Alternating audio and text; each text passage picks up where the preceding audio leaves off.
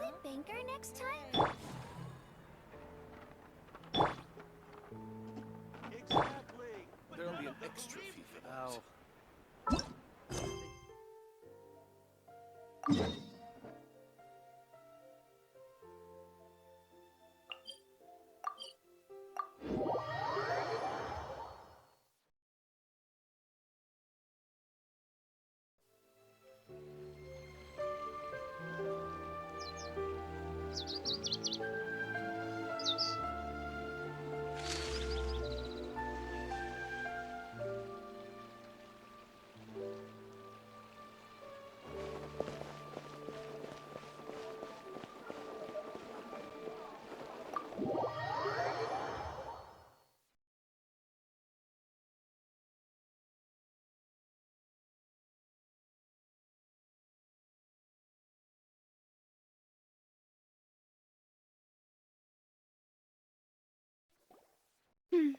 I came here several times with my father when I was little, but stopped eating here as often after growing up. I hope the food here will be to your taste. Oh, don't worry. We haven't eaten at a hotel like this in a while. Paimon's getting excited already. In that case, I'll go order for us first. Please wait here a moment.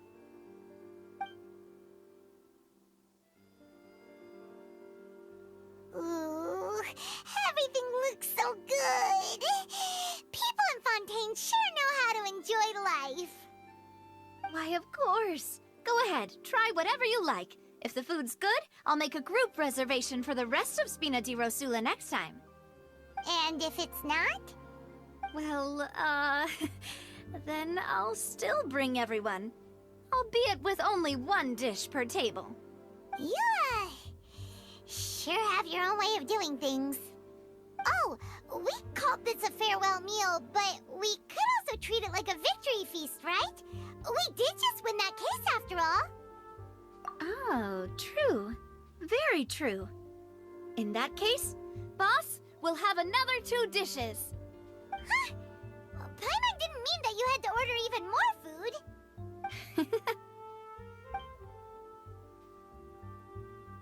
Speaking of cases, do you think that the mastermind behind the serial disappearances will get caught soon now that this has all happened?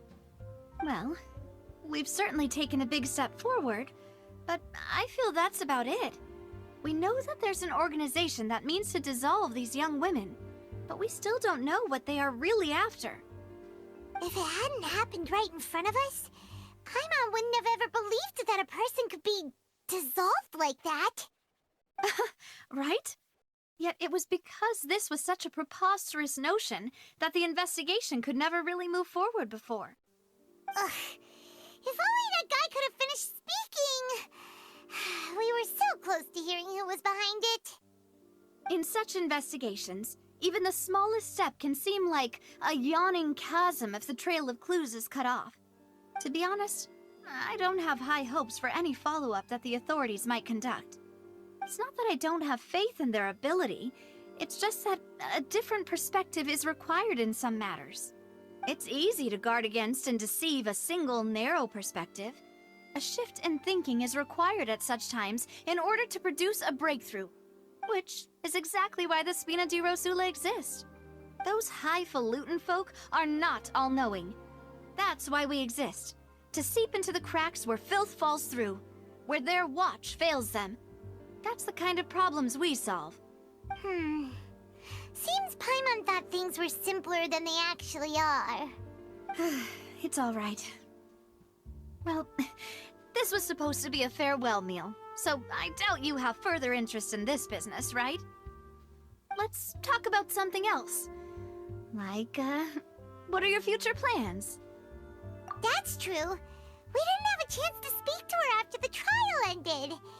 It didn't really seem like the right time or place to do it anyway. I see. So, your primary objective, which has been foiled so far, was to have a chat with the Hydro Archon. I've heard that there's a long line of people waiting to meet Lady Farina. I suspect you'll be waiting for quite a while, considering that you missed your chance today. Yeah, we've heard that she's super popular here in Fontaine, and and that it'll be tough getting any of her time. Well, would you consider some more, unique ways? Perhaps even methods of, let's say, questionable legality? Guess that's Spina di Rosula's boss for you. Chock full of sketchy ideas. Well, what did you have in mind?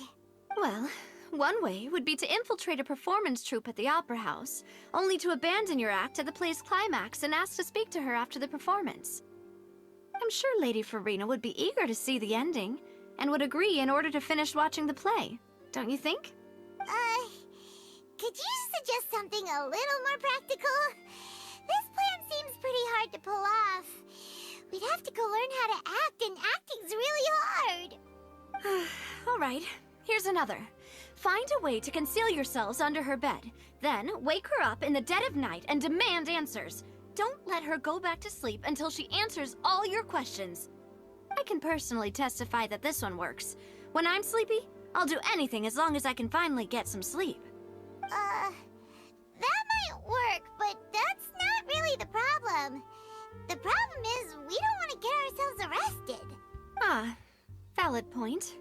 I overlooked that part. I was just thinking about leveraging a person's desire for sleep. All right, no more joking around. Perhaps you could... Oh, I don't know. Cut the line when she's on a break. You did defeat her in court, clearing citizens of hers from false accusations. False accusations she had nearly upheld personally. I imagine that she feels quite ashamed about the whole thing. You mean that if we catch her while she's on a break, she might be too embarrassed to refuse? Oh, that does make some sense. Why don't we give it a try after this meal? You know, strike while the iron is hot and all. Huh? Paimon, did you drink my Fanta? Was this your drink? Sorry about that. Paimon wasn't really paying attention and the cup was right next to Paimon. Would you like to order another? No, it's fine. We're just about done here. Alright. Honestly, Paimon wouldn't recommend Fanta anyway. It tastes kind of salty and icky. Is that so? Huh. Well, in that case, we'll have to blacklist the Fanta here then. If we're all finished eating, then I'll go pay. Yeah, we're stuffed. Thanks for the treat, Navia.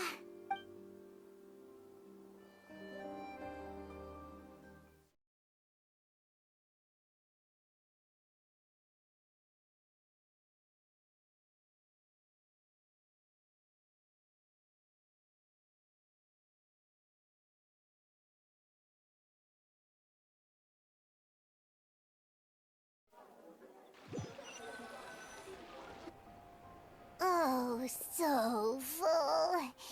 Paimon can barely float anymore.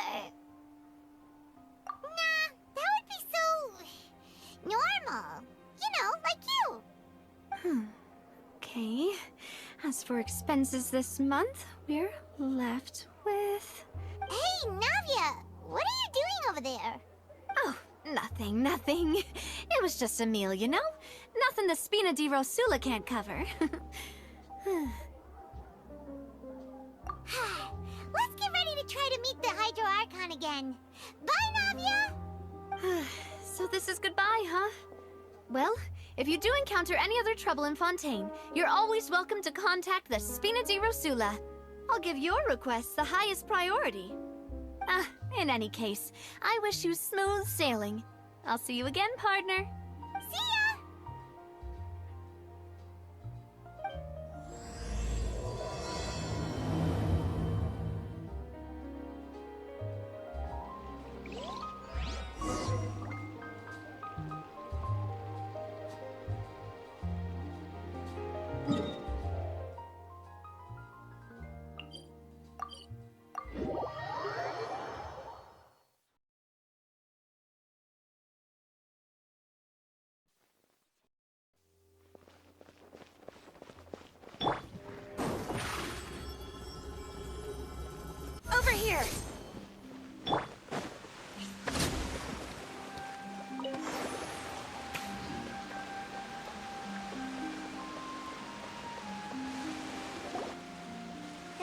people around anymore. Looks like that boat we took to Araneas might have been the last one. Vache. Looks like we're back here again. Huh? Traveler? Are you hearing voices again? Ugh. That's kinda spooky. Are you sure we don't want to come back in the morning? Vache? Vache. Hey, why are you still walking towards it? There might be something nasty in the water. Huh? Hang on. Paimon can kinda hear a voice. It's calling for Vache, right? Hey, Traveler? Stop walking! Come on, wake up!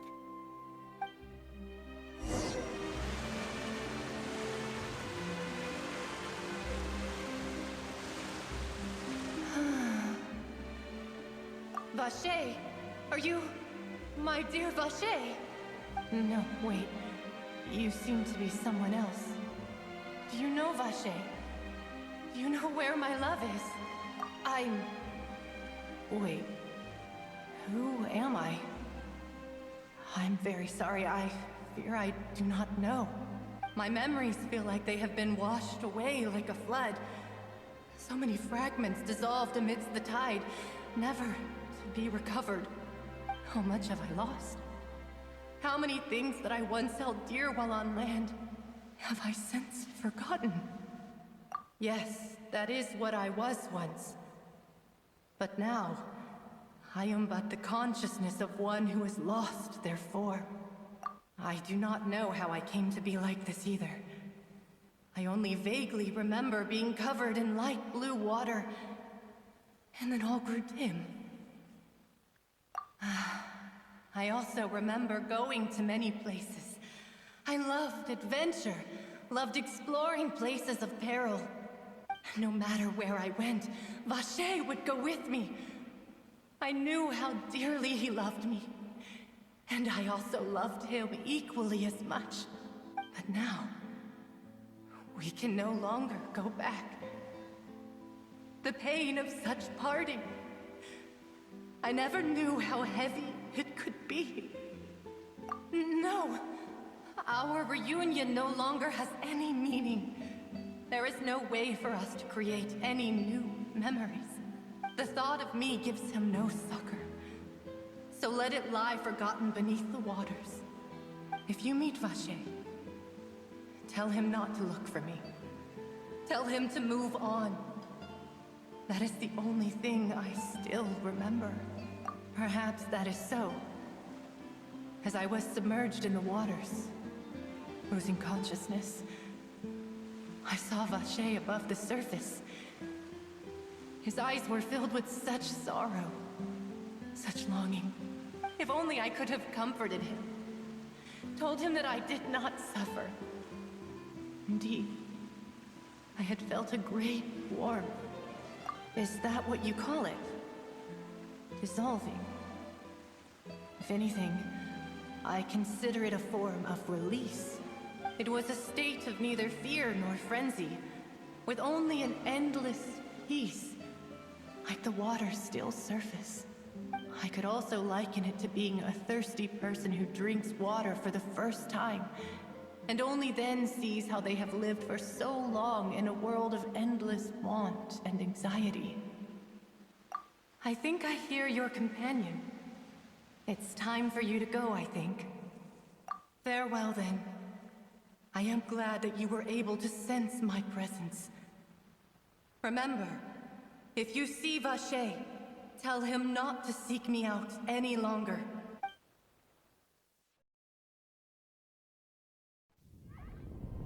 Wake up! Come on, hurry! Navi is outnumbered!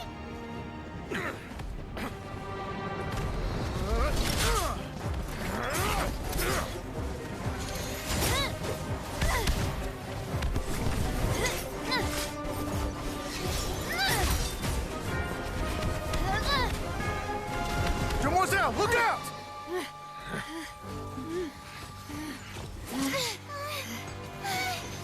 Dear God, it's a whole army of Gardamex.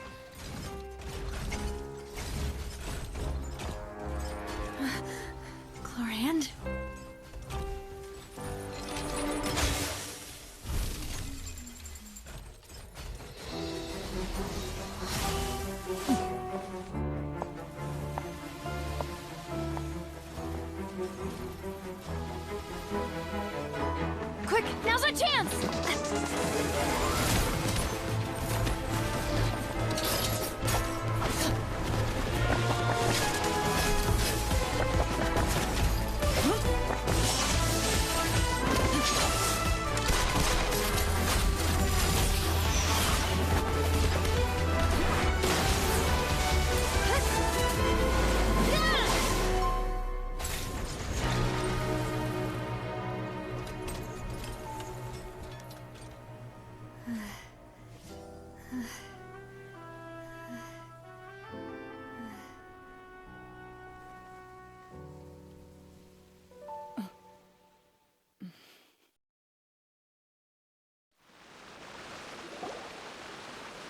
I should thank you for lending us your sword there, Clorand. But before I do so, could you explain how you managed to show up here? I followed you. It seemed to me that danger has followed you more closely as of late. I believe that following someone without their knowledge is actually called stalking, is it not? Mr. Callus's last wish was for me to ensure your safety, and I will not betray his trust. He would do the same, were he alive today. Do not speak of my father! Sorry, demoiselle. I was not strong enough. Thank you for your aid, Miss Clorand, but do keep an eye out for your manner of speech. I believe we all wish to avoid unnecessary emotional harm. Sorry, I did not consider your feelings. Whatever. What else do you know? How did you come to the conclusion that I'd be in grave danger? I doubt I know much more than you, but I believe that the mastermind behind the serial disappearances is very powerful. Your performance tonight will almost certainly attract their attention. I'm sure they've known about me. To be honest, I'm shocked it's taken them this long to act against me. And what about these Gardamex? I thought only those associated with the Maison Gardiennage could control them. None of these mecha have serial numbers. I was sure to check a moment ago. They are not the ones used by the authorities to enforce the law. I can only conclude that some powerful or wealthy party must have obtained them via illegal means, deploying them as a private force of sorts. What? Your point being that they're out of Spina di Rosula's league, then? Yes. Be careful, and do not act rashly. I will continue investigating no matter what. We will bring the truth to light. That's my father's true last wish. Regardless, thank you for your help today, Clorand. But if you get any ideas, tell me first. I don't much appreciate being followed. I do not think that they'll strike again anytime soon. So I shall stop following you. Good day, all.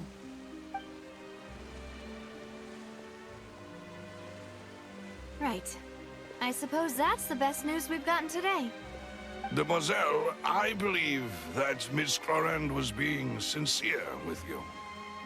If we tried, we could attempt to thaw relations a little.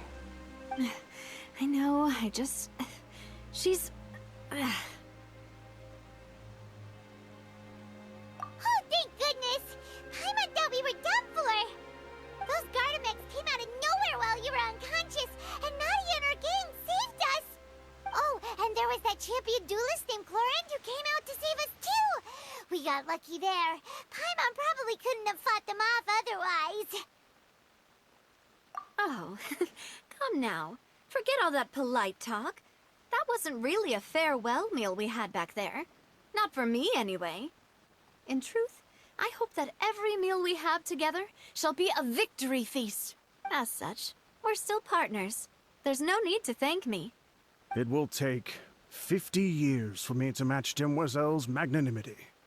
If it were me, I would have joined the Spina di Rosula on account of her goodwill long ago. All right, you two. That's enough. Actually, Navia, how did you know that we were in danger? You sure did show up in the nick of time. Well, to be honest, you're the one who tipped us off, Paimon. Huh? Really? Paimon contributed somehow? Cool, Paimon's even more amazing than she thought! Yes, all thanks to you grabbing my drink by mistake. How did that help? After we parted ways, I was on the way back to one of our bases when I suddenly thought of what you said. That the Fanta tasted kind of salty and icky. Fanta only comes in sweet flavors, so how could it have tasted salty? The color of the drink, if I recall, had also been a bit off. So the Fanta had been spiked with water from the primordial sea? Yes. So, if you hadn't drunk that cup for me...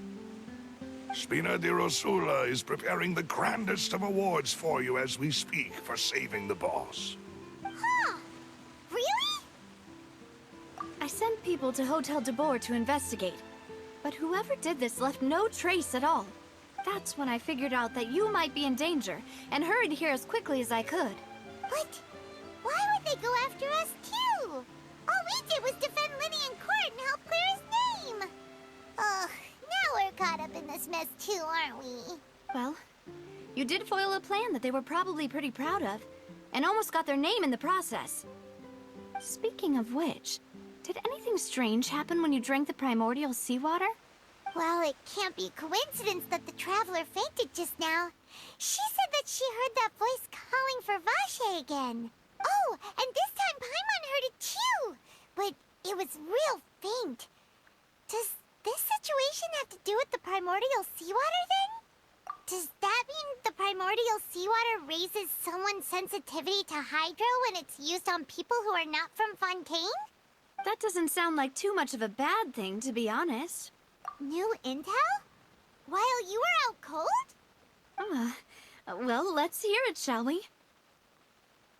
Oh, that is important. Vache. That name doesn't ring a bell. I suppose he hasn't stepped forward as a witness in court lately. Since he saw that young woman dissolve, he was at least at the crime scene. But he never gave testimony or any information regarding people dissolving in the primordial seawater. Could he have been threatened? Yes, thank you. This is very important information indeed. We will continue to investigate. Oh, you mean you'll help us investigate? Well, you did say that our farewell meal didn't really count. That means we're still partners, right? And besides, we're in this now whether we like it or not. You're not gonna let those people who targeted us get off the hook so easily, are you, Traveler? Demoiselle, do try not to look quite so pleased. You are the face of Spina di Rosula, after all. You talk too much. Well, in that case, let's head back to one of our bases, shall we? I'll arrange accommodations for you. We also have some plans to go over, and hopefully we can deepen our bonds as partners. But we'll take that one step at a time, I guess. Don't worry, you two. With us around, our base is definitely secure.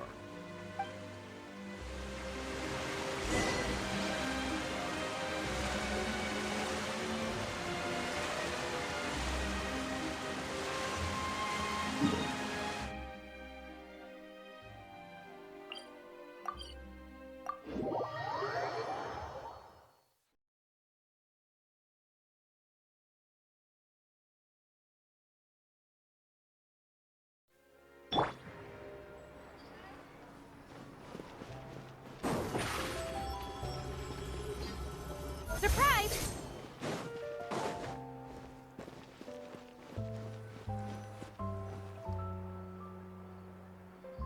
It's right up ahead, but let's make sure we weren't followed first. I've been keeping watch, Demoiselle. I haven't spotted anyone suspicious thus far. Very good. But let's not let our guard down for now. I shall find rooms for our respected guests. Thank you, Malus. Now, let's continue, Traveler.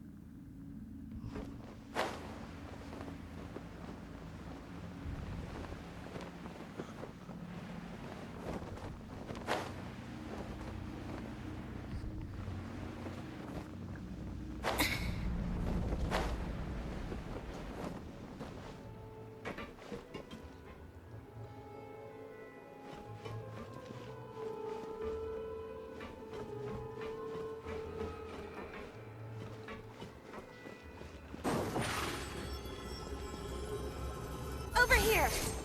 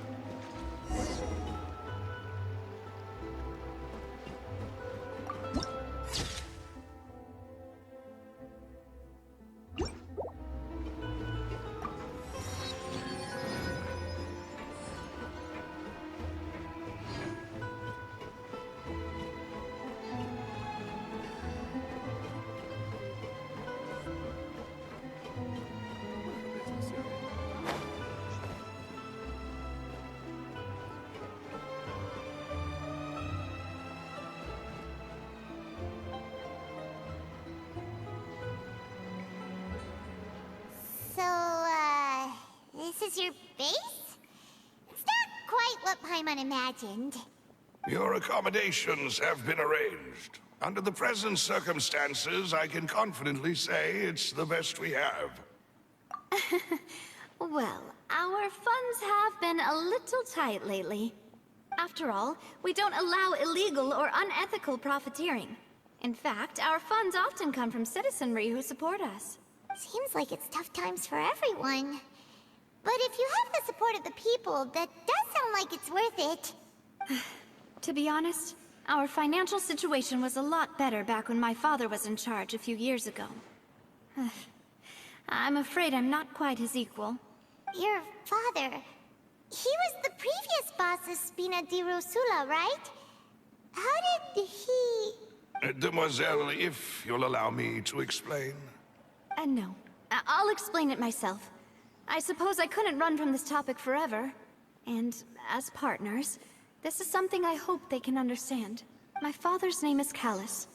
Yes, the same one they call Callus the Unfaithful in the streets. 3 years ago, he was accused of murdering his own friend. But he chose a duel to defend his honor instead of standing trial. He died in the duelist's ring. Oh no. But I do not believe my father was a murderer. I'm sure he was set up.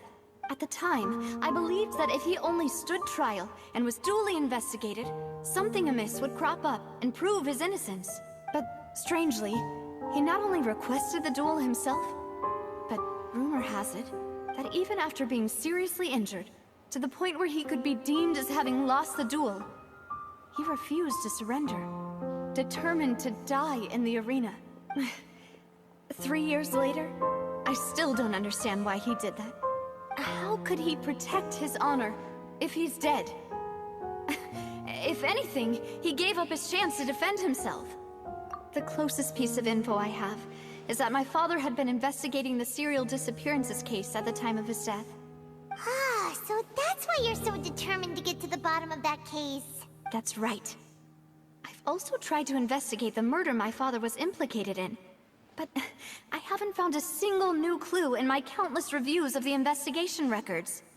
However, I believe that if the murder case is related to those behind the disappearances, they must know something. I must know what really happened. Was my father coerced? Framed? Even if he really did kill his friend, I must get to the truth. If only he'd been more open with me when he was still alive. He even hid the fact that my mother died due to complications when giving birth to me. And now, here I am investigating his death. You really are a handful, aren't you, Papa? Demoiselle, please, if there is anything I can do, anything at all. I also will never believe that Master Callus murdered anyone. There are none whom I respect more than the two of you, Demoiselle.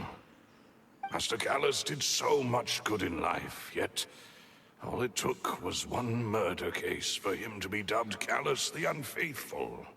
Even our supporters decreased greatly due to that incident, hence our strained finances at present. Wait, if Callus was such a good man, wouldn't people at at least be a little suspicious when he was accused? No. Perhaps people just revel in that kind of drama. It's not something exclusive to people from Fontaine, really. Everyone's like that. People love watching the evil turn over a new leaf, but they also enjoy watching good people fall into an abyss from one slip-up just as much. But how could... Never mind. If Callus was really falsely accused, we have to find the truth. He didn't deserve to have that happen to him. There is one other thing. Master Callus's opponent in the duel was Ms. Clorand. Oh, her? Well, then, isn't that as good as saying that she was the one who killed him? Yeah, that's not the sort of thing that you can just let go and move on from. Ms. Clorand has always placed great emphasis on the honorable nature of the duel. If her opponent doesn't yield, she will not stop either.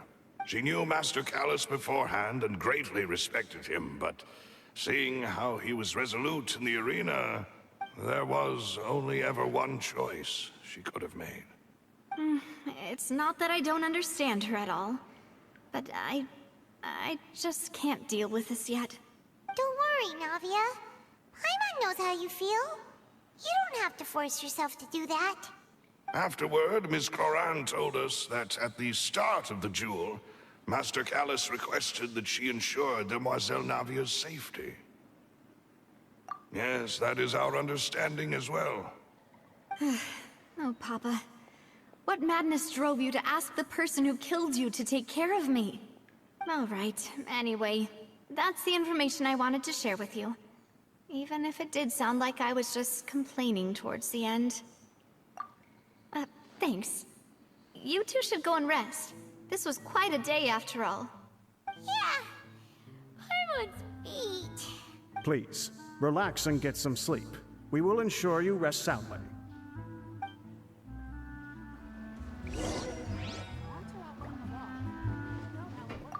Whether it be responsibility for Spina di Rosula or Master Callus's death, it all landed on Demoiselle's shoulders so suddenly. This won't do. I must become stronger.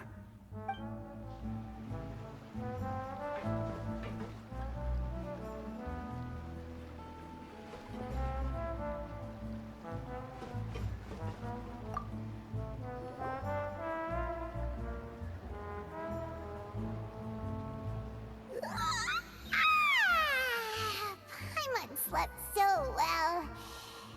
This place feels almost too safe. Huh? Navia? Where did the other two go?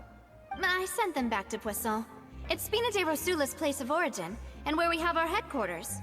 There's not much for them to do here at the moment. Paimon gets the feeling that you're just trying to get them off your back. But never mind that. When did you get back? Were you waiting here the whole time? No, I just returned after going out for a while. I did some investigating yesterday regarding the name Vacher. Wait, so you didn't sleep at all? How could I after having such critical new evidence appear? Guess Paimon wasn't speaking for everyone just now, huh? Unfortunately, this name seems to have been wiped from existence. It doesn't seem to have a match anywhere. I suspect that those behind this have already taken steps to hinder an investigation from this angle. But that does prove that this Vacher person is a key witness in the incident. Does that mean we're too late, though? No. There is one ray of hope. One place in Fontaine that they would find almost impossible to threaten, no matter how much they wanted to. And that is the archives kept by Chief Justice Neuvillette. A place where detailed files on all the cases in recent years are kept. If the Oceanid you met is one of the young women who went missing recently, we should be able to find some related information there. So Neuvillette maintains an archive of case files? Whew. Guess that's the hard-working Chief Justice for you. In that case, let's go talk to him, shall we? Aren't you coming along, Navia? Did you get tired? No, it's nothing. Let's go see the Honorable Chief Justice.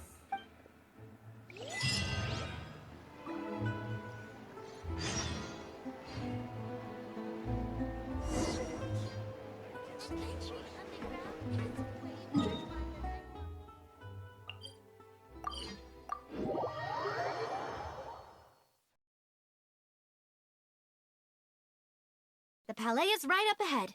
Come on.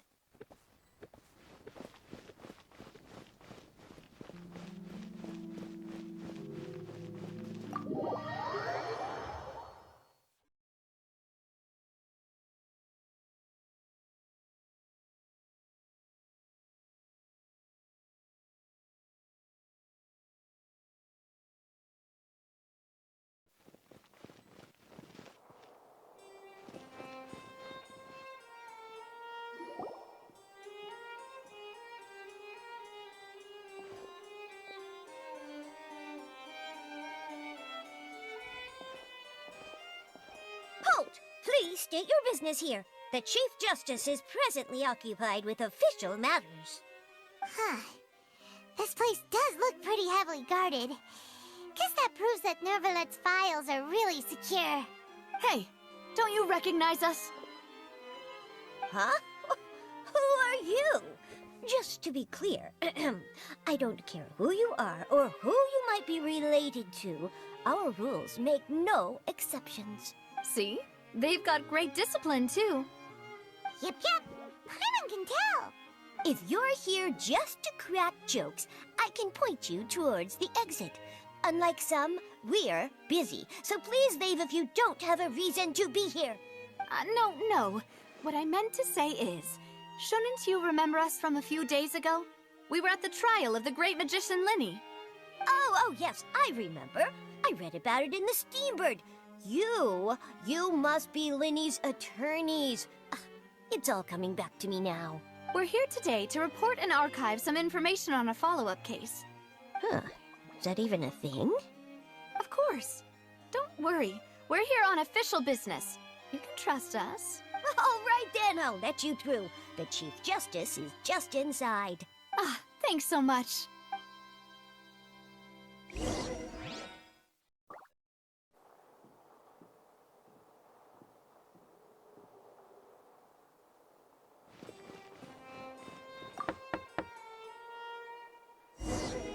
Please come in.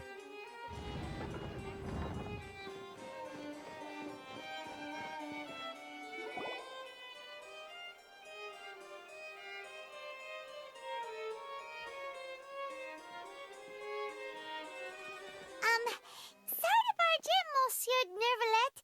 We only lied to get in because we didn't know any other way. It's all right. Please let me know how I may be of assistance to you. So you're not mad at us? We're looking for a man called Vacher. He may have been an eyewitness in the serial disappearances case. If we can find him, we may be able to unearth some key information on the case. Ah, I see. In that case, please wait here a moment while I browse through the files.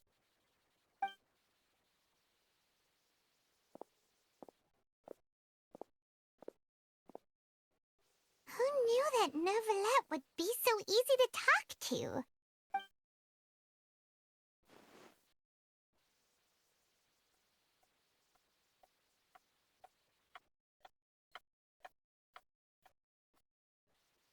Unfortunately, I'm quite certain that no one by the name of Vacher has been involved in any case, criminal or civil, in the past several years.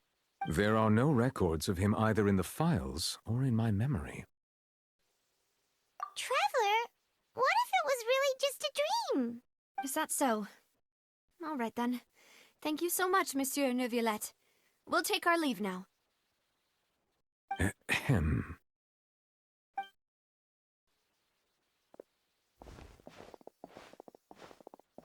Miss Navia, I can understand how you feel. Your father, Callus, was a truly exceptional man. We deeply regret his passing. And what are you trying to say, Monsieur Neuvillette? Are you trying to console me? Extend your sympathy? Or just express some tendril of regret? No. You are not trying to do any of that. I can hear it in your voice. There's no emotion behind your words. You only said those things because you felt like you should. It's just like last time. After my father took his place in the duelist ring, I pushed through the guards to talk to you as a last resort. You even told me then that you thought there was something fishy with the case, yet you still allowed the duel to go ahead. In your eyes, the value of a human life is nothing compared to those cold laws you hold so dear. If you truly regret my father's death, then why didn't you call a stop to the duel? Why didn't you give me the power to stop him from throwing his life away? Why did you just let him die, despised and hated by all? Everything was hanging on a thread at that moment. Just the tiniest effort could have changed everything. There are still so many things I never got to tell him. So many questions he still owes me answers to. If you really have no heart, then just look me in the eyes. I, Navia, will show you the true meaning of regret. I'm sorry, Miss Navia. You and my father are truly alike. You keep all kinds of things in your heart and never say a word to anyone. It's not so much that you can't feel, but that you would never express anything. Oh well. In any case, everyone already knows full well the apathy of the Chief Justice. My apologies for taking my emotions out on you, Monsieur Chief Justice. Let's go, Traveler and Paimon.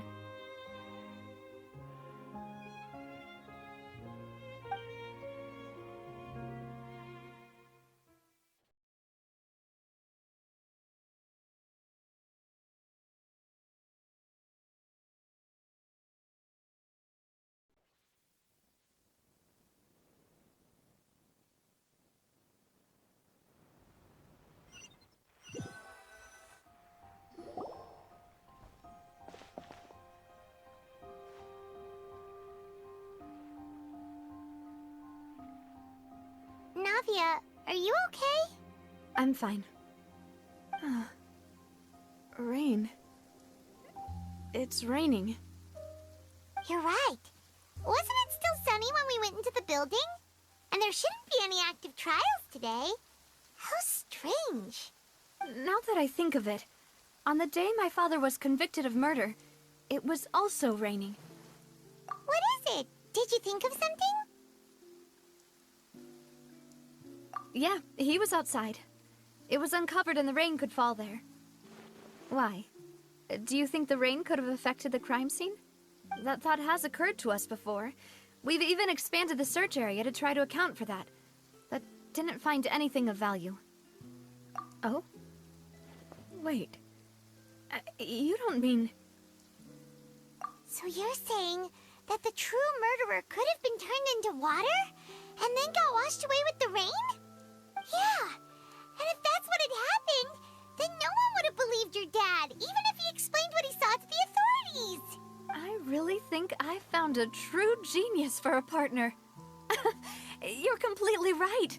How did I not connect the dots earlier? All right, let's go to Poisson. With this new lead in mind, we'll get to the bottom of my father's case for sure. Yeah, we're gonna make progress for sure this time. Do you want to go with me now? Or do you want to head over by yourself later?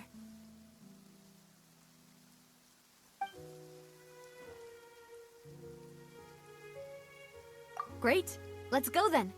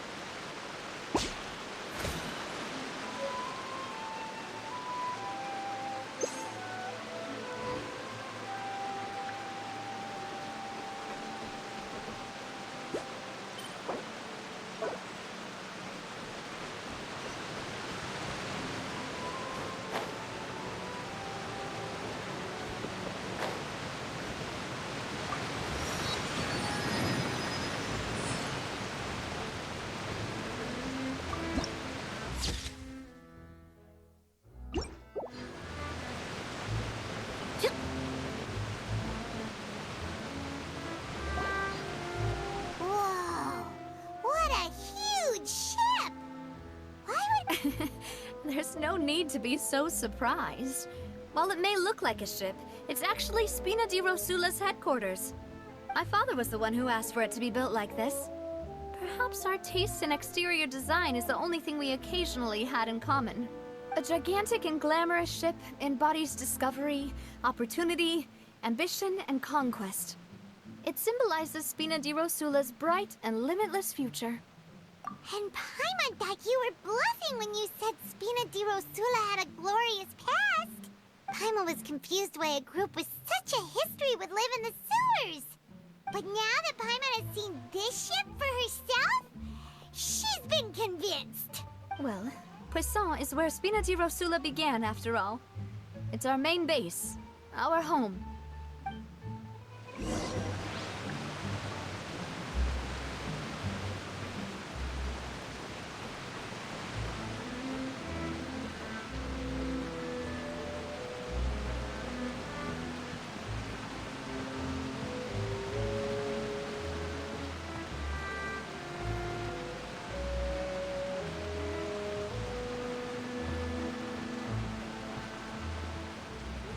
Just like teachers. You gotta invest a lot before you can start over.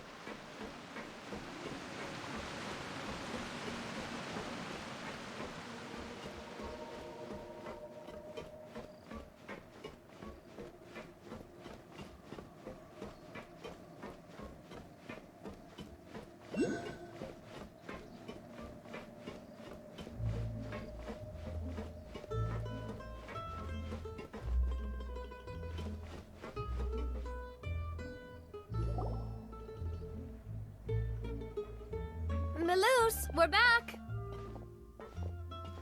Apologies for the wait, demoiselle, and our most important partners. You said before that you still had some business at the court. What brings you back to Poisson so quickly? About that. It's because my partner here reminded me of something really important. You see, what if my father's case had something to do with water from the primordial sea? You still remember, right, Melus? On that night, it was raining? Yes, the case was quite similar to that of Mr. Linney's. Both were what you'd call impossible murders. Could you tell us a bit more about what happened before? Yeah, of course. Many years ago, something called synth began to gain popularity in Poisson. At a glance, it was a kind of drink that could excite your mood and produce many pleasant hallucinations. Wait! Didn't that guard guy who turned into water also mention that the primordial water could be used to produce some kind of potion? Yes, he did. Considering what we know now, it's almost certain that synth is created using water from the primordial sea. If you drink synth for an extended amount of time, you'll suffer many side effects, such as losing the ability to focus or control your emotions.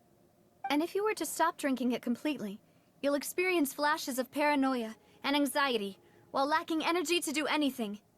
It's an extremely dangerous substance. As he oversaw Poisson, my father was compelled to put a stop to synth abuse and called for a complete ban of it.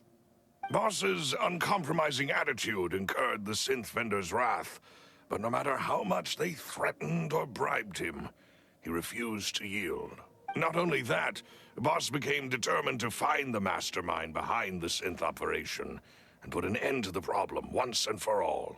Yes, but the enemy was very cunning. So he could never get anything out of the dealers, all of whom only sold the stuff and weren't privy to the rest of the operation. Recognizing that, my father decided to contact the dealers in secret and cultivate personal relationships with them. Finally, he was able to convince someone to become his informant.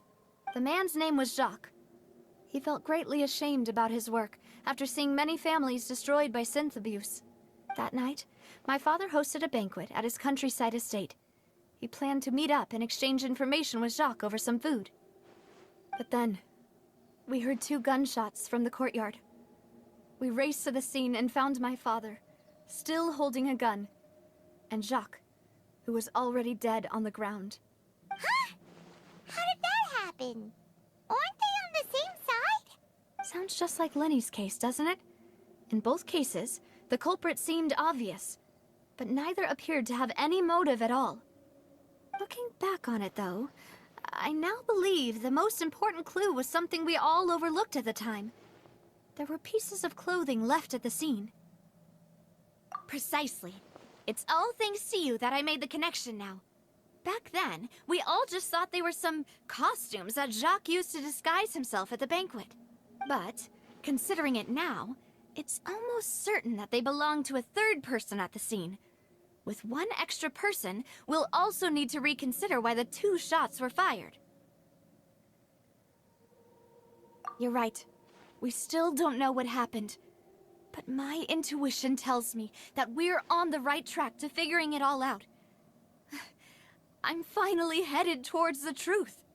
Jacques was an empathetic man who was infinitely remorseful for his past actions. It's unlikely that he turned on Boss with 0 warning. I think this third person is probably the key to the full truth. On that note, however, even though this will not please you, demoiselle, as your and your father's butler, I must still offer a word of warning. Our opponent is insidious and cruel. They are extremely difficult to deal with, and Boss has already lost his life trying to bring them to justice. Even though Spina de Rosula has lost most of its former glory, Poisson has welcomed a new time of peace, and we have been allowed to live out our lives. There is no need to follow your father's path. It would be both wise and in line with Boss's wishes to step back and give up on the case. If that's indeed what he wished for, then he should have told me that himself. Was I not the closest person to him? And yet, I was the one most kept in the dark. What was the point of him dying without sharing any of the secrets he knew? Did he manage to protect anything in the end? Synth is still here. Callus the Unfaithful is still his epithet. And Spina di Rosula is barely getting by. Nothing has changed. Did he think I'd just accept his meaningless death and live out my life just as meaninglessly? I've never accepted that. Ever. Not since that day, and certainly not now. I want to find out the real answer for everyone's sake. For the missing girls, for the victims, and for myself. Navia. This is indeed the best moment to act. Your partner appears to be quite reliable, and more importantly, demoiselle, I think you're also ready to take this on. So you do know something else, Malus? Yes, I do. In fact, even before that banquet, Boss already knew of the connection between Synth and the serial disappearances case. But what drove all the tensions to the boiling point was the revelation that you, demoiselle, had been selected as the next target to disappear. What? Boss also didn't tell you that he had been diagnosed with a rare illness. The doctors told him that he had no more than 5 years left to live, and the serial disappearances case caused him great anxiety. 5 years was nowhere near enough time to resolve this long-standing conflict, but once he passed away, all the danger would pass on to you. Knowing all of this, he decided to use one final intimidation tactic before his death. He claimed to have already gotten his hands on some key incriminating evidence for the other side, and even told some members of Spina di Rosula about the details. But as long as you remained safe, he would not share the evidence with the public. If something were to happen to you, then he and all those he told would immediately expose all they knew about Synth and the disappeared victims. Right, so nobody would be able to get off scot-free. As we've seen, Boss's tactic has worked. Even though Boss has been gone for a long time, the other side has not tried to take Demoiselle's life. No, I don't believe it. He never appeared to look sick to me. No father wants their daughter to see them weak and haggard, especially someone as proud as Boss. To him, dying in a duel and suffering lasting dishonor as the unfaithful was still far preferable than losing face in front of his daughter. So he chose to die in silence, so that he could protect me. I'm afraid you're not understanding this correctly, demoiselle. What Boss wanted to hand to you was not a parasol, but a sword. If Boss's spirit could hear you telling me that you want to find the answer for the sake of everyone involved, I'm sure he'd be extremely proud. That fool. Couldn't he have just given it to me straight? No. He might have set up everything precisely because he never thought I'd be able to understand him. Is that the amount of confidence he had in me? And what if I was never able to make it to where I am now? Yeah. I suppose that's true. With the way he'd set things up, if I had wanted, I could have just lived out my life without a care in the world. But thankfully, he rarely talked to me about complex matters, and thus understood little of me as a person. In this case, he really didn't need to give me an easy way out. Malus, what was the key evidence that he shared with you? It's the location where synth is produced. Essentially, it's the enemy's headquarters. When he was threatening the enemy, Boss didn't share the specifics of the incriminating evidence he found. But if you want to use it against the enemy, you'll still have to take several things into consideration. Why? If we know where the place is, can't we just go storming in? You mustn't forget that we're fighting against a mysterious and dangerous organization that's been in operation for decades. There's no telling what might be lying in wait at their headquarters. We also have no idea what kind of evidence we may be able to find inside, nor what people we may be able to capture. But a single visit to their headquarters would be tantamount to a formal declaration of war. The worst case would be that we leave empty-handed, but also open ourselves up to full retaliation. Then, in that case, why not work with the Fontaine authorities? Well, you saw one of them dissolve during Mr. Linney's case. We have no idea just how thoroughly they may have been infiltrated. That's true. Seems my father really had no choice. But things are different now. It should be a lot easier to prove the other side's guilt, now that we've connected Synth with the disappearances case. You sound like you've put a lot of thought into this, Malus. I am the butler, after all. I live but to serve the boss and Demoiselle's will. I've always been willing to take on any kind of risk for your sake. But considering my relative lack of ability, I've spent my time keeping secrets, performing basic investigations, and waiting for the right time to come. Thank you for all of that, Malus. Have you discovered anything new in the past few years? Let me think. One conclusion I came to was that the enemy must be quite familiar with Spina di Rosula, or at least have an informant planted here.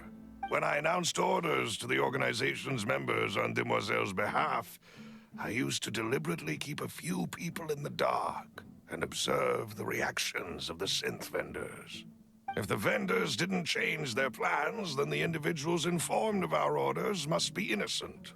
If the vendors packed up and fled, however, then someone must have given them the news. After several rounds of testing and investigative tracing, I've narrowed the suspect list down to 3 people. The first is Florent, Spina di Rosula's senior advisor. Huh? Florent? Yes, surprising, isn't it? He was one of the people Boss trusted the most, which also means that he was someone who understood Boss really well. Thanks to his position within Boss's innermost circle, he always knew our upcoming plans and could thus avoid capture this whole time. There's someone else like him too.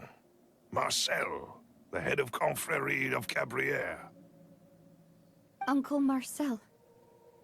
It's a guild in Poisson. Boss helped it to grow to its current size and prominence. In the beginning, they were only reselling some daily goods, but now they're one of the richest guilds around, with a lot of business connections in the city.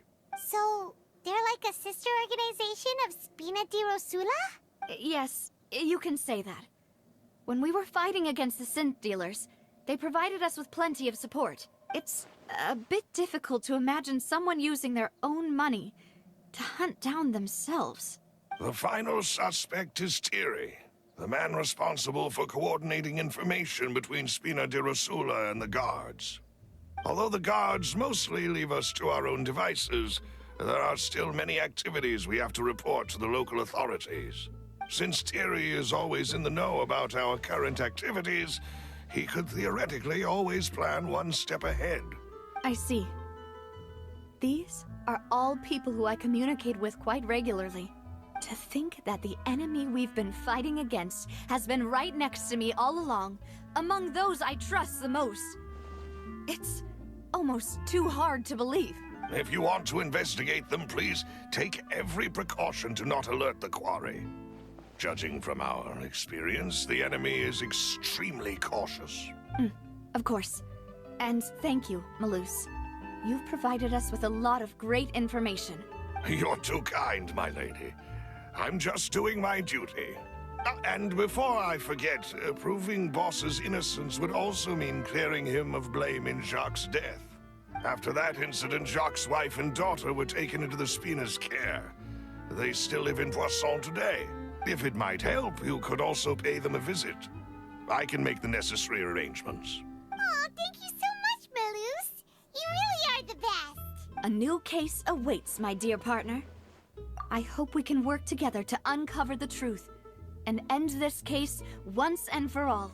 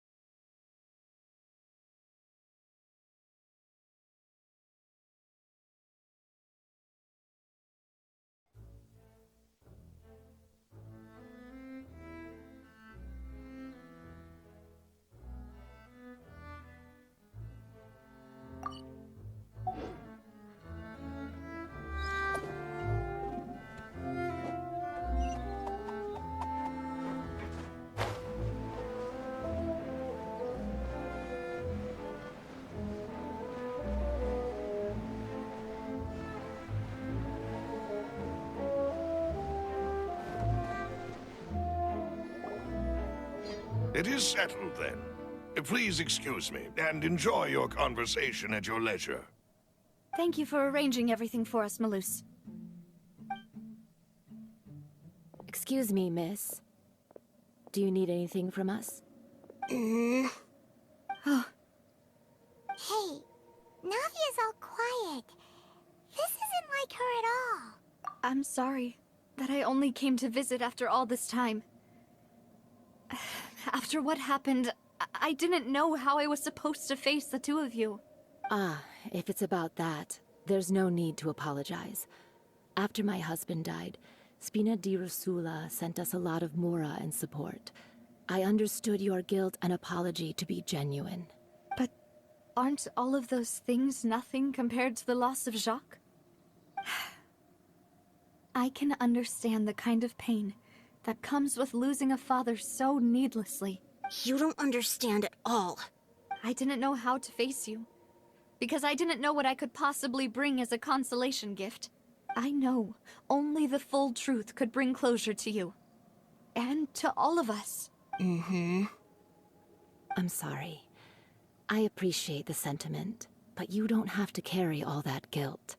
On the matter regarding my husband, my daughter and I have more or less found our answer already. Would you mind sharing it with me?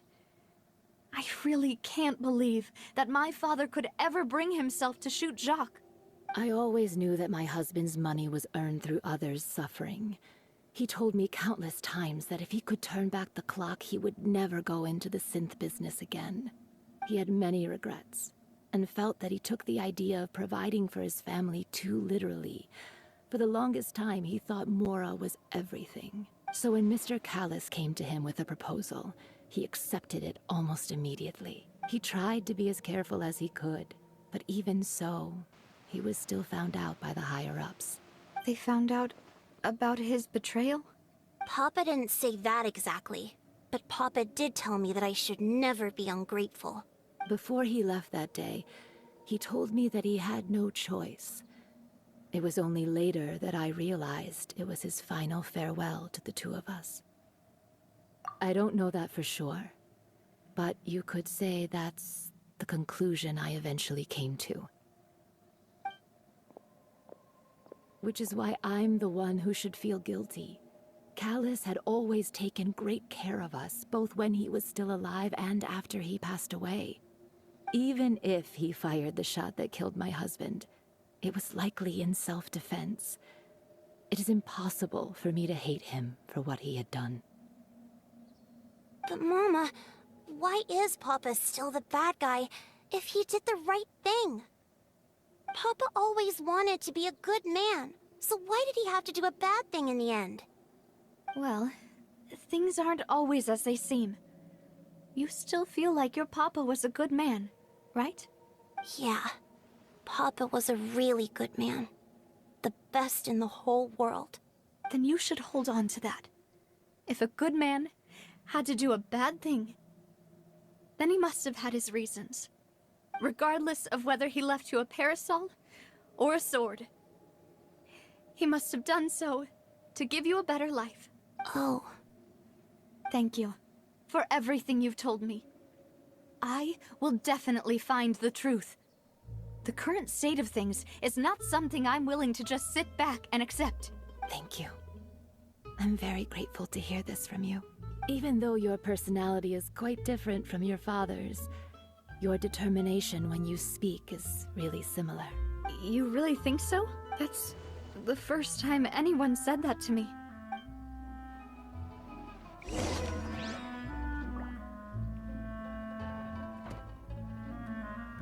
I'll leave my husband's case to you. Thank you, Miss Spina, and Miss Spina's friend.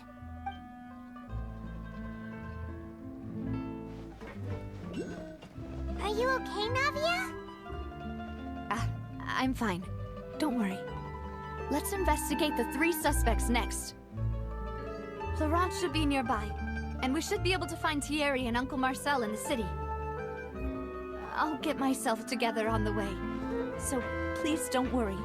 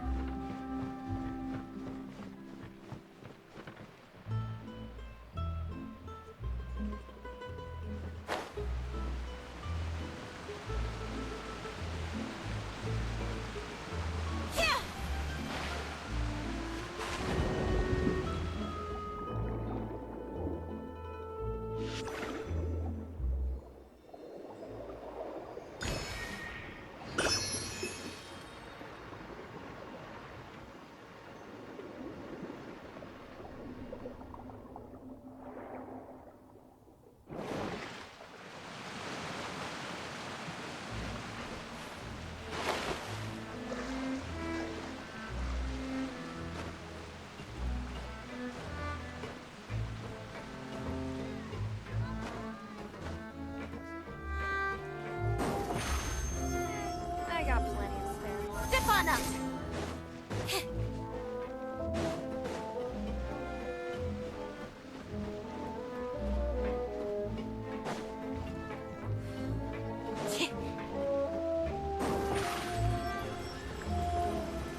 Over here!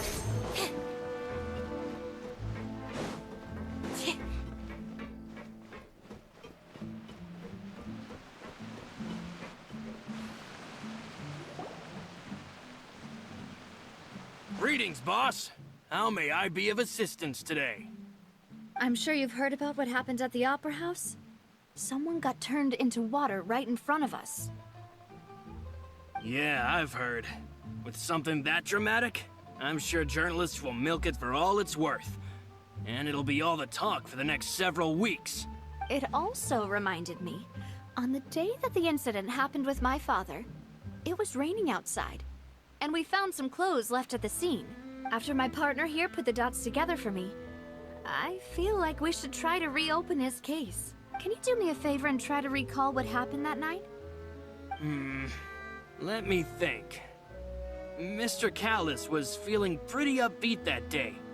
So he was drinking and bantering away with us at the table. After that, he told us that he wanted to go get some fresh air. So we let him go without thinking much of it. Who knew that we would hear 2 gunshots ring out right after? My first reaction was that Mr. Callus's life was in danger. So I grabbed my holster and made a mad dash toward the scene. But when I got there, it was already too late. Mr. Callus was standing over a dead body with a gun in his hands. All we could do was look back and forth at each other, not knowing what to say. So you also remember 2 gunshots then? Indeed. The guards said that the first shot didn't hit anyone, while the second killed Jacques. But I've never really bought that explanation. Reason being, Mr. Callus had left his gun on the table. I even made sure to confirm that before running to the scene. But according to the guards, that doesn't mean he couldn't have had other guns on his person. About the clothes left at the scene that you mentioned, do you think there was a third person there who was turned into water? At least from our perspective, my father had no reason to kill. So he would also have no reason to bring an extra gun with him.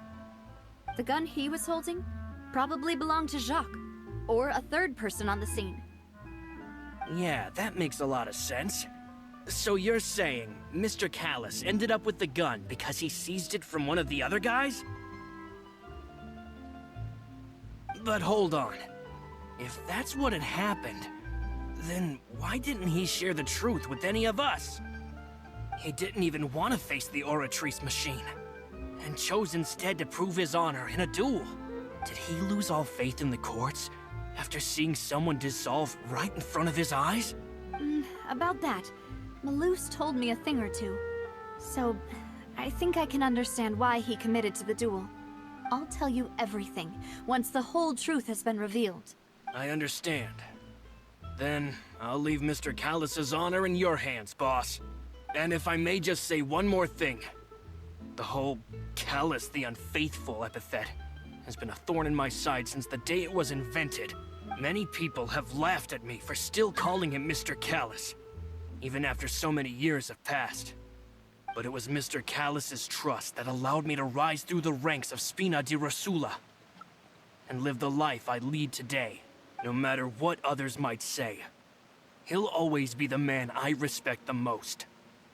And he'll always be my boss. Don't worry. I will definitely find the truth. You and all our other comrades at the Spina deserve to know the truth as well.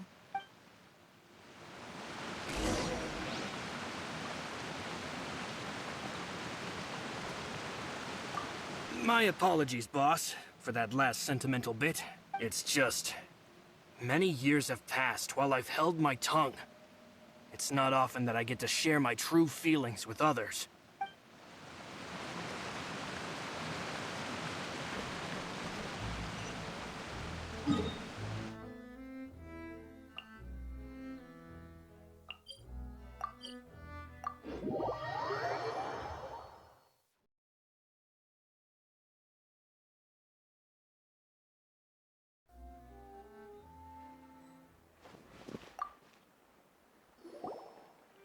Hey, Thierry! It's me! Oh, now, what brings you here, Miss Navia? I've heard that you made quite the name for yourself at the Opera House. Oh, so you've caught news of that already. Oh, okay. Hey, I'm also a member of the guards, you know. The way you make it sound, people would think I was sent off to Poisson because I had done something wrong. Are you sure there isn't a little bit of truth in that? Under normal circumstances, shouldn't you have been called back to the city already? I mean, where I work is really up to me. Let's just say I enjoy the ambiance of Poisson. Callus did a fantastic job running the town, building Spina di Rosula from the ground up and clearing many obstructions in my way. It would be next to impossible for me to find a similarly easy but high-paying job in the city. Anyway, enough chit-chat. Are these two friends of yours? You, here for some formal business? Yes.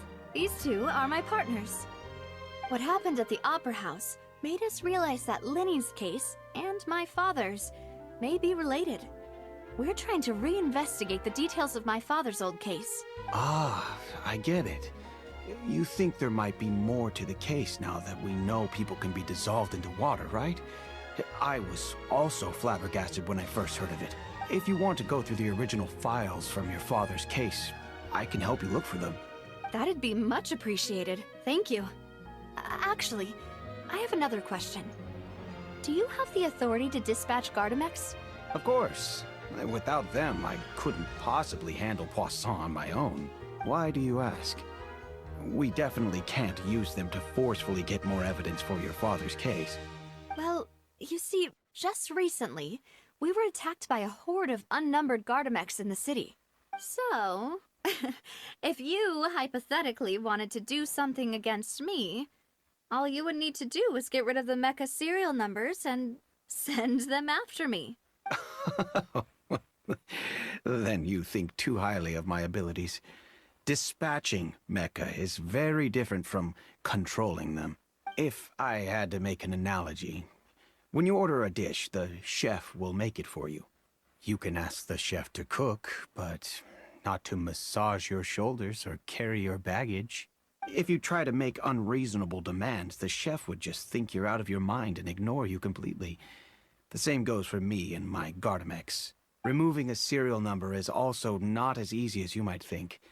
There are a lot of complex steps to it, and it's almost impossible to keep it a secret. So I can promise you, those mecha were definitely private units. They're certainly not cheap. So, whoever their owner is must be super rich, powerful, or both. Now that you mention it, though, being in the synth business would definitely be profitable enough to afford this.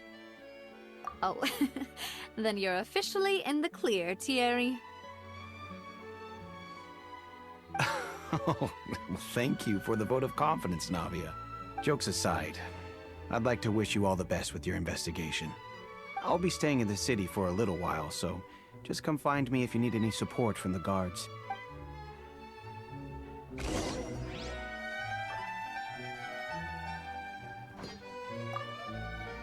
I'll see what I can do for you in Spina di Rosula when it comes to guard stuff, but don't go advertising it to everyone else.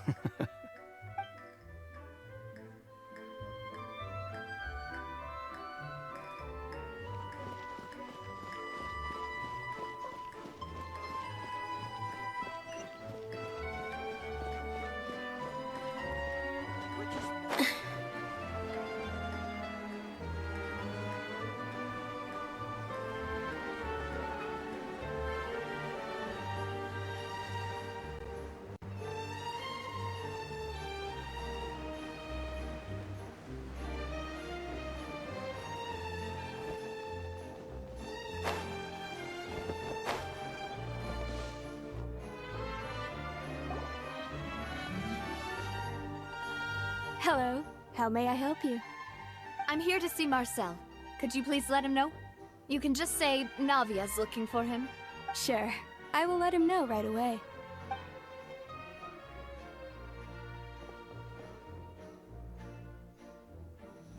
Navia, hello. Sorry to keep you waiting.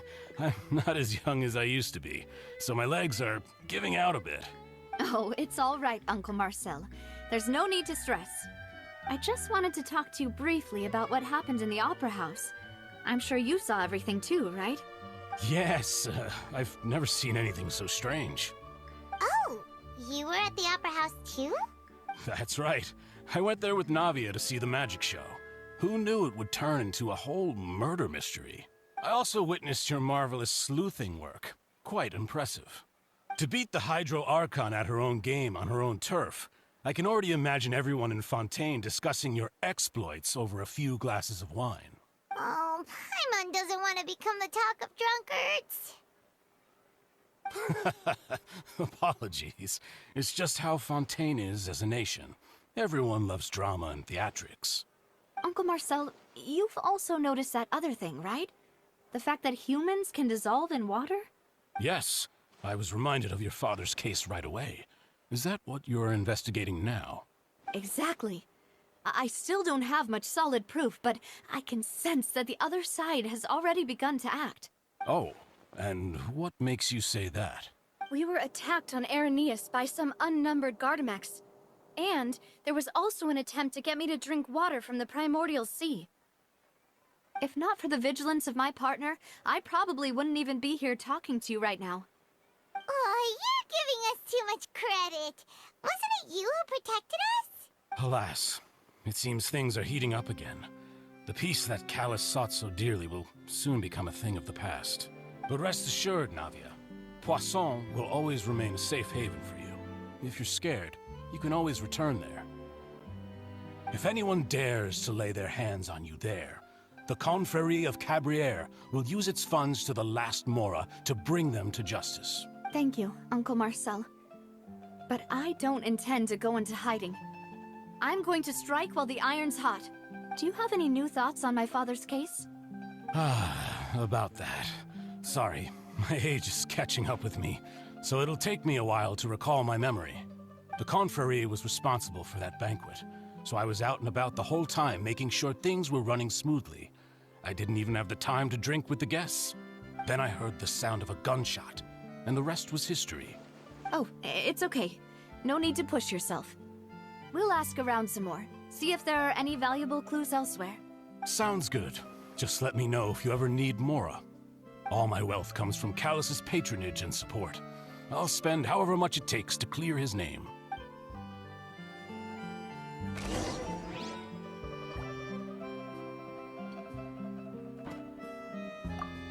Alas, why do these kinds of things happen to the kindest people?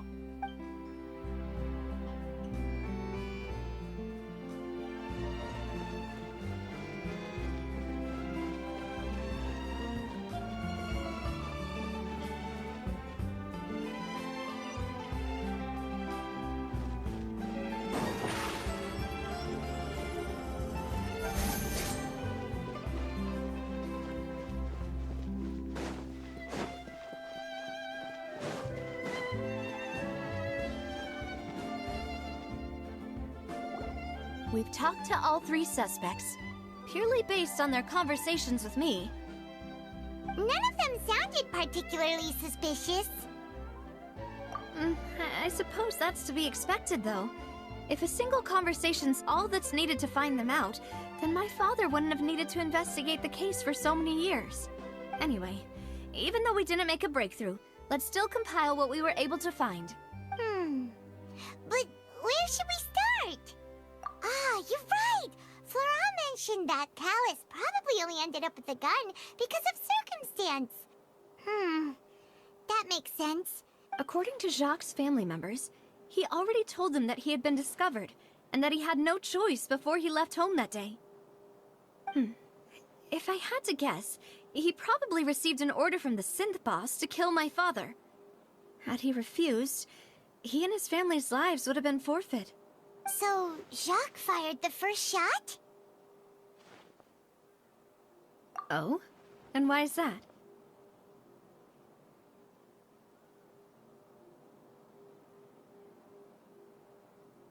Ooh, that's a good point. Jacques probably already knew that he was just being used as a tool for murder. And once he had completed his mission, he'd be of no more use to his boss.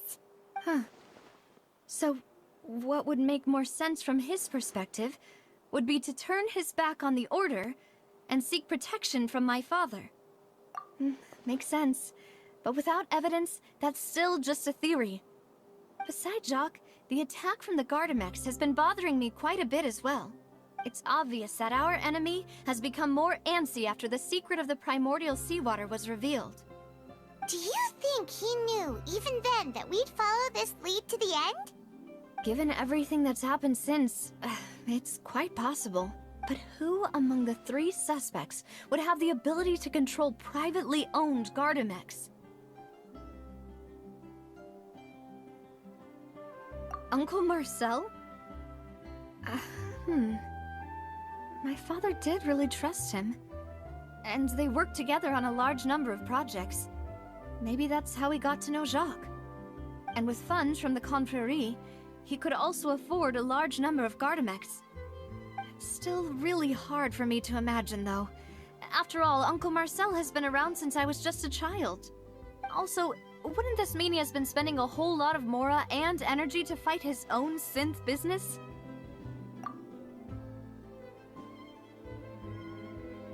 Florent? It is true that he was closest to my father, and thus had the best chance of learning about his dealings with Jacques.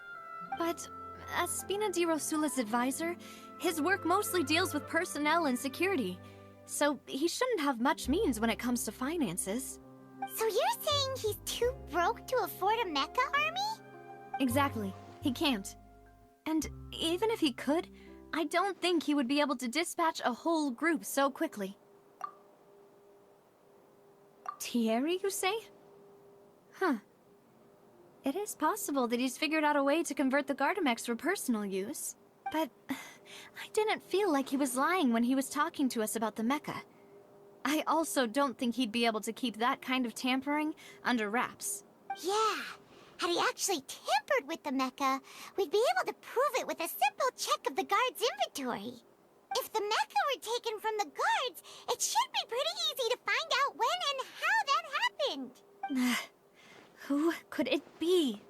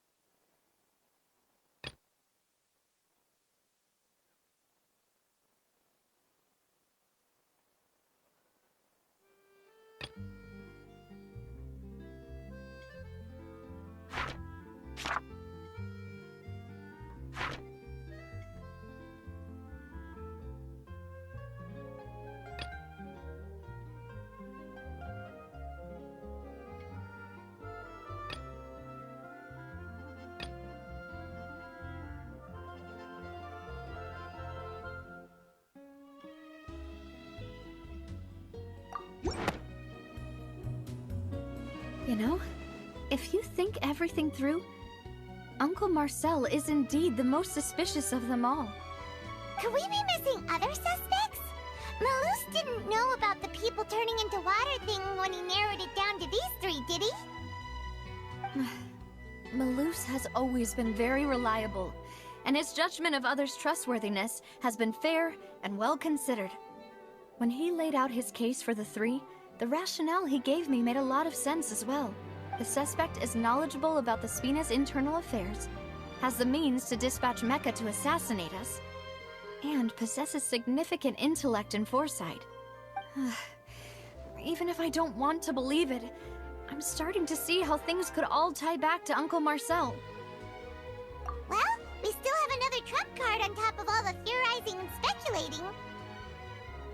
Yes, Malus did say that charging straight in there would be extremely risky. But we don't have any other options right now. We need far more solid proof before we can hope to go charging in on our enemy. Navia, here you are. Oh, I've been looking for you. Huh? Aren't you the guy from the guards? Did something happen? Yeah. News came from Irenaeus just after you left. We've got another trial on our hands. Wasn't that place built specifically for holding trials? What's so newsworthy about this one? I know. But they said the person they're putting on trial is a Fatui harbinger called Tartaglia. What? Is that someone you know? Yeah, we know him. Maybe even a little too well. Well, he's been accused of being the true culprit behind the serial disappearances case. It's absurd, don't you think? Wait, how? None of our investigations have had anything to do with him. That's what I thought was strange about it, so I came to tell you the news right away. If the charge against him stands, then it'll be next to impossible to get the guards to support any of our planned investigations. Right. Because they'll think they've already found the culprit. Yeah. And it'll be a lot harder then to clear Mr. Callus's name. I understand. Well, partner, what do you think we should do? We still haven't found any conclusive evidence. Huh? Split up? What do you mean? Just as expected of my partner. Since this is a trial about the serial disappearances case, the culprit's attention will be focused on Irenaeus, leaving his home base wide open. You're right. This is our best opportunity. All right then, let's do this. I'll stall them at the Opera House and charge Marcel as the true culprit. I won't have any chance of making that charge stick, though, unless we find more evidence. It'll be up to you to make it back in time and hand the decisive evidence to me. We'll help you, just like you helped us in Linny's trial. Demoiselle, please allow us to accompany you. I'm ready. Ah, Malou, Silver, when did you two get here? We heard that you'll be leaving Poisson and figured that you might require our assistance. It's our hope that your confidence will be bolstered with the two of us by your side. Thank you so much. Then, let's make haste for Irenaeus. Paimon, Traveler, I'll see you at the Opera House. See you then!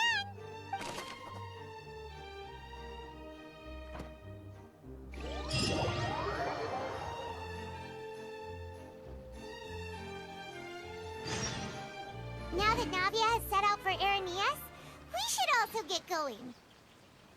The location has already been marked on the map, so let's head over.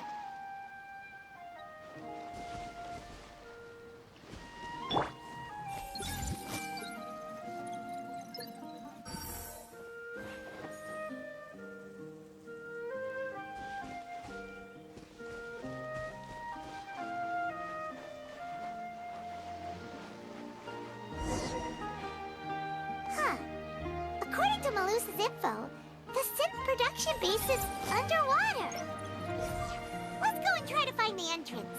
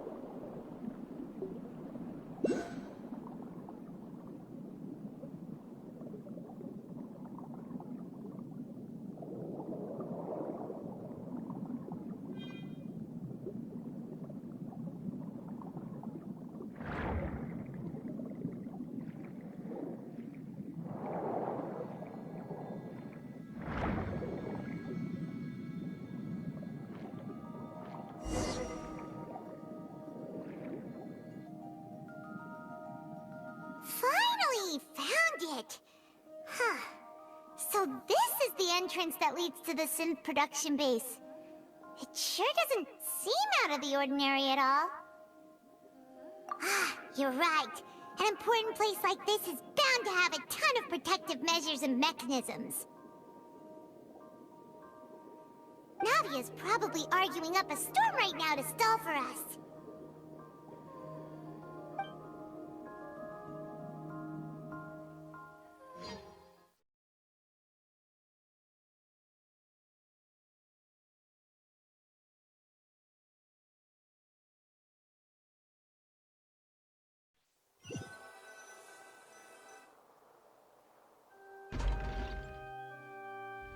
It would appear that I must repeat my question again, Mr. Tartaglia.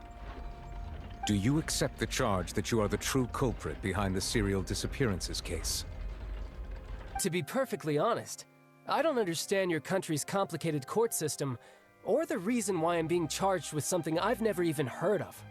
However, I did hear that people who have been charged can choose to participate in a duel to clear their name. Is that right?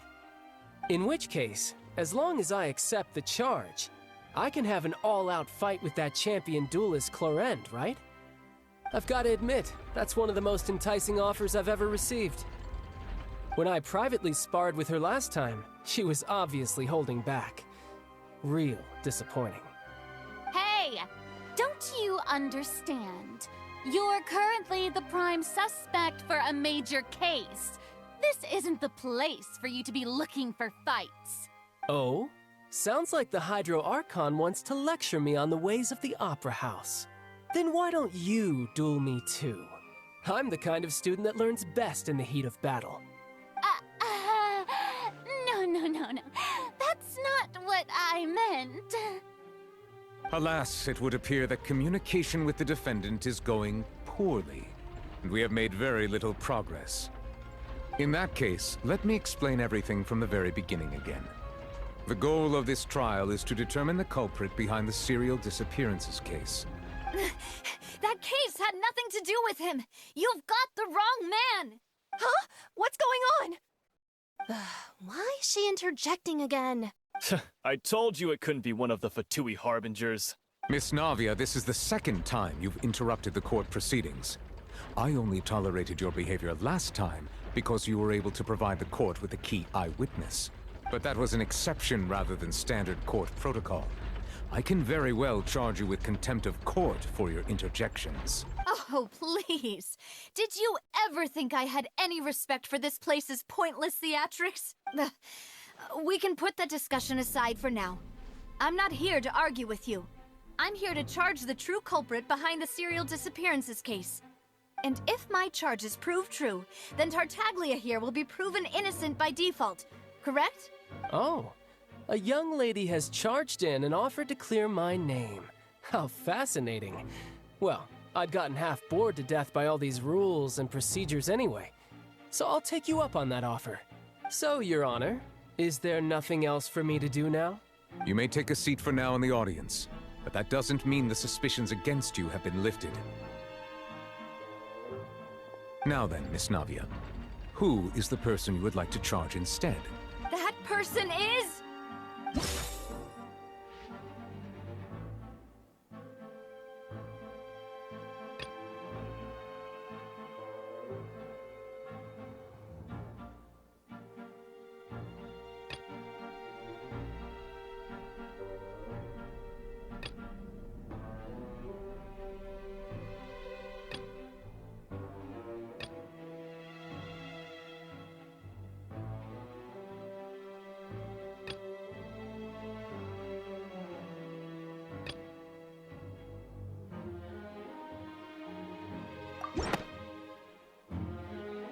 Marcel, the head of Confrérie of Cabrières! Huh? What confrérie? Never heard of them in my life. I've heard of them, but weren't they Spina di Rosula's sister organization? Oh, is this going to be a friends to enemies type situation? Please let me remind you, Miss Navia, that charging someone is an incredibly serious matter. Committing to the charge also means taking on the legal responsibilities associated with it. And if the charge fails, depending on the circumstances, you may also be charged with the crime of making a false accusation. Knowing this, do you still wish to charge this man? Yes, I do. In that case, I declare the charge to be valid. Miss Navia and attorneys, please take your places on the court. Members of the guards, please contact Mr. Marcel right away so that he may stand trial.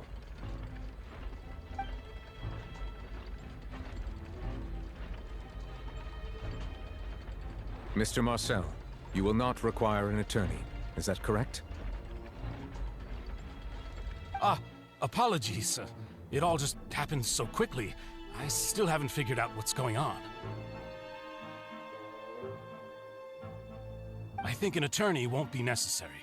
This is probably just a misunderstanding between me and Navia. Very well. In that case, since both sides have now arrived, Miss Navia, please present your charges. I would like to take everyone back to 3 years ago, to the case of Callus the Unfaithful. Only through elucidating what really happened in that case can we connect all the dots for the serial disappearances case. Navia, do you really think that I was the one who killed your father? Come on, why would I do that?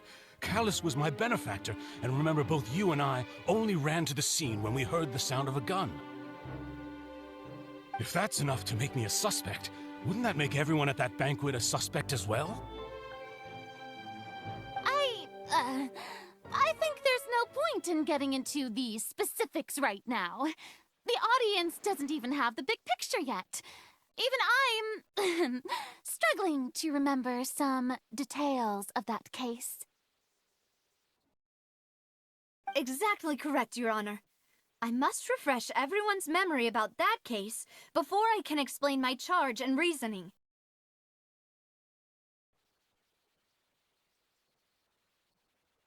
I see.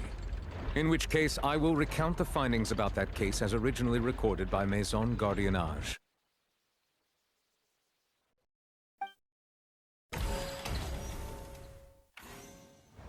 On the day of the murder, Spina di Rosula hosted a large banquet in a countryside estate owned by the Confrérie of Cabrières. During the banquet, all attending guests heard 2 gunshots from the courtyard.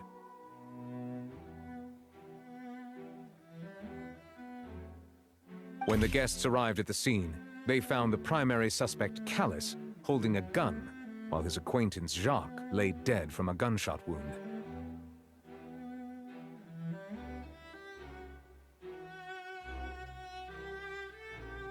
The guards' investigation did not recover any other firearms from the scene. As a result, they concluded that the suspect's first shot must have missed, while the second must have taken Jacques' life.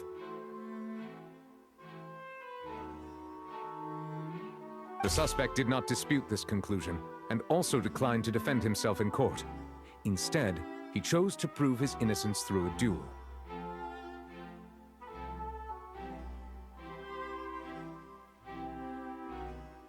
Callus was defeated by champion duelist Clarande in the ensuing duel, and soon succumbed to the injuries.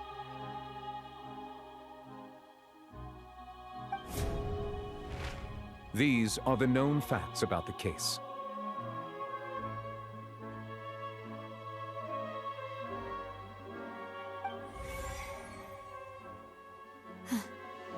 The one with the motive to kill was Jacques, not my father. And even so, Jacques still had no reason to pull the trigger.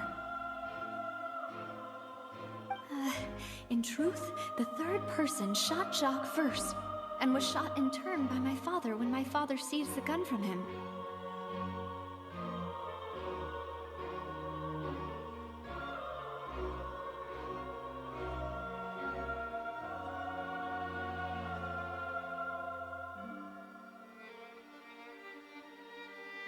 After that, the true culprit turned the third person into water, erasing all traces of him from the scene.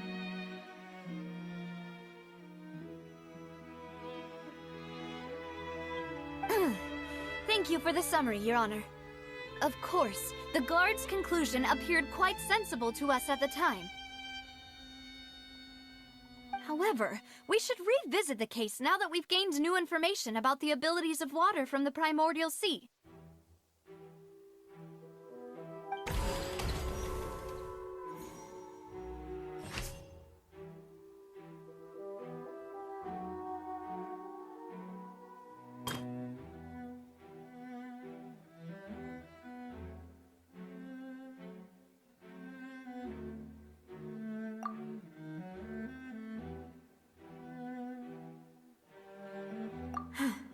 Something's not right. Let me think for a little while longer.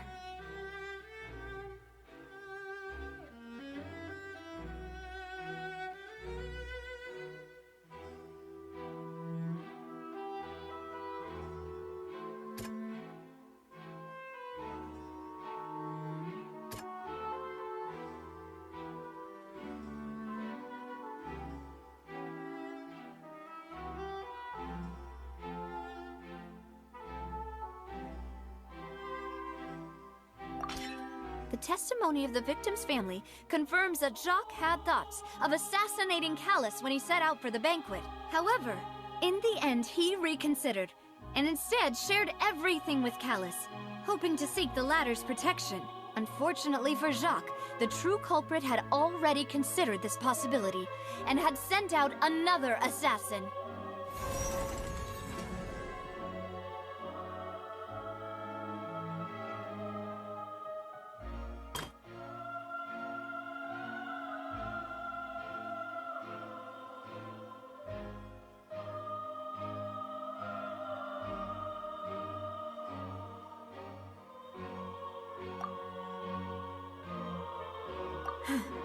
Something's not right.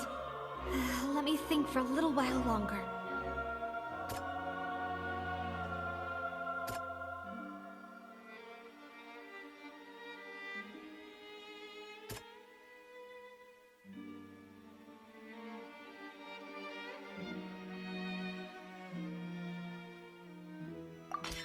This assassin first shot Jacques, then turned to shoot Callus, only for Callus to wrestle the gun from him and kill him instead.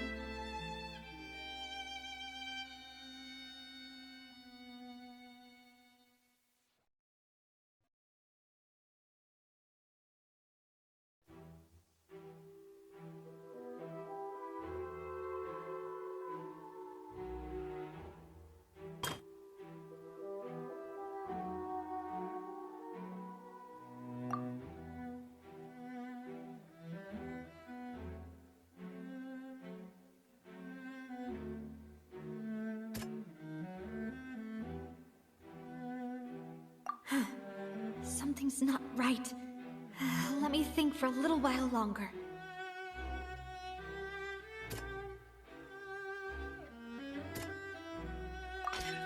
A pile of clothing was found at the scene. The guards once believed they were used by Jacques as a costume to disguise himself. But now, it is clear that the clothes were proof that there was a third person at the scene, and that they were turned into water after committing the murder. Since it was raining that day, the culprit was confident that they could use the rain to wash away all traces of their dissolved accomplice. Realizing this, the true culprit caused the hired assassin to dissolve into water, leading everyone to believe Callus was responsible for Jacques' murder. This is the true version of events.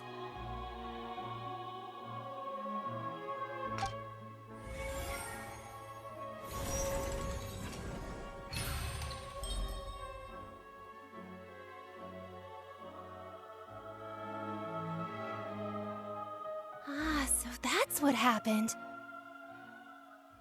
Wait, you're telling me something as dangerous as water from the primordial sea has been used for all these years? What a great theory. It also explains Callus's and Jacques' respective motives. I guess they didn't shoot each other after all. Mr. Marcel, you are the one being charged with the crime. You should provide a rebuttal if you wish to prove your innocence. But I think I agree with everything Navia just said. In fact, there was nothing in her speech that directly implicated me. Then, may I ask some questions? In my opinion, we primarily need to determine two things. One, do you have the evidence to back up your claims? I'm afraid not. At least not at this very moment. Boo! If you don't have any evidence, you should just go home! I may not have the evidence with me, but I know where I could go to collect it. If we look up the deserted clothes against a record of people who went missing around the same time, we should be able to find a match. Considering the serial disappearances case, the guards probably kept careful records of all missing persons from around that time, regardless of age or gender. That makes sense to me. Monsieur Neuvillette, I would consider this to be a reasonable investigative direction. Why do I feel like Farina's acting a little differently today? Maybe she's scared of embarrassing herself again?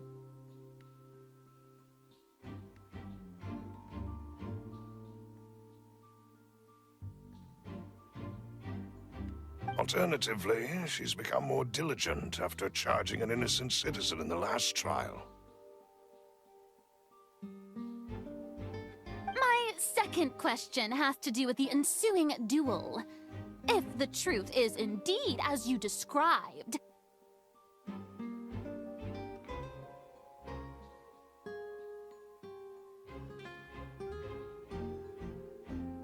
then why didn't Mr. Callis explain himself in court? If he had testified that a person had been dissolved, he could have at least mounted a defense. I've thought about this too, and the answer is actually pretty simple. He felt there were things that were more important to him. The dissolving power of water from the primordial sea is an important secret for the true culprit of the serial disappearances case. My father could have exposed it for all to see, but he chose to take it to the grave. At that time, Spina di Rosula was in dire straits, and his reputation had already been shattered. He had no guarantee that going forward with the truth would allow the culprit to be brought to justice. What was certain, however, was that it would paint a gigantic target on my back. Boss once told me that Demoiselle had already been selected as the next target of the serial disappearances case. What? If the secret had gotten out, the culprit would have fought an all-out war with Espina right there and then. I wouldn't have been the only one in danger. All of us would have stood to lose our lives. Of course, the guards might eventually figure out the truth of the matter and determine that we were in the right. But what good would that do? How can a hollow verdict protect anyone? Had this opera house ever given my father any kind of confidence in its brand of justice, Spina di Rosula would have had no reason to exist. But by staying silent, we retain the ability to deter our opponents and continue the stalemate. I was able to become Spina di Rosula's president, which made me harder to target, as well as giving me more time to grow and learn. And once I have figured out the truth and stepped up to the challenge, I will do what this opera house cannot, and restore my father's truth and honor back to him. So, you mean to say, your father intended to die in the duelist's ring? That's right. Do you have any proof? Of course. All you need is to ask his opponent, Clarand. I don't need your apology, your guilt, or your support from the shadows. You don't have to do anything for my sake. But since he entrusted his will to you, Clarand, you should tell us the truth about his sacrifice. So, during the duel, did you believe that Callis was intending to die? Yes, I did.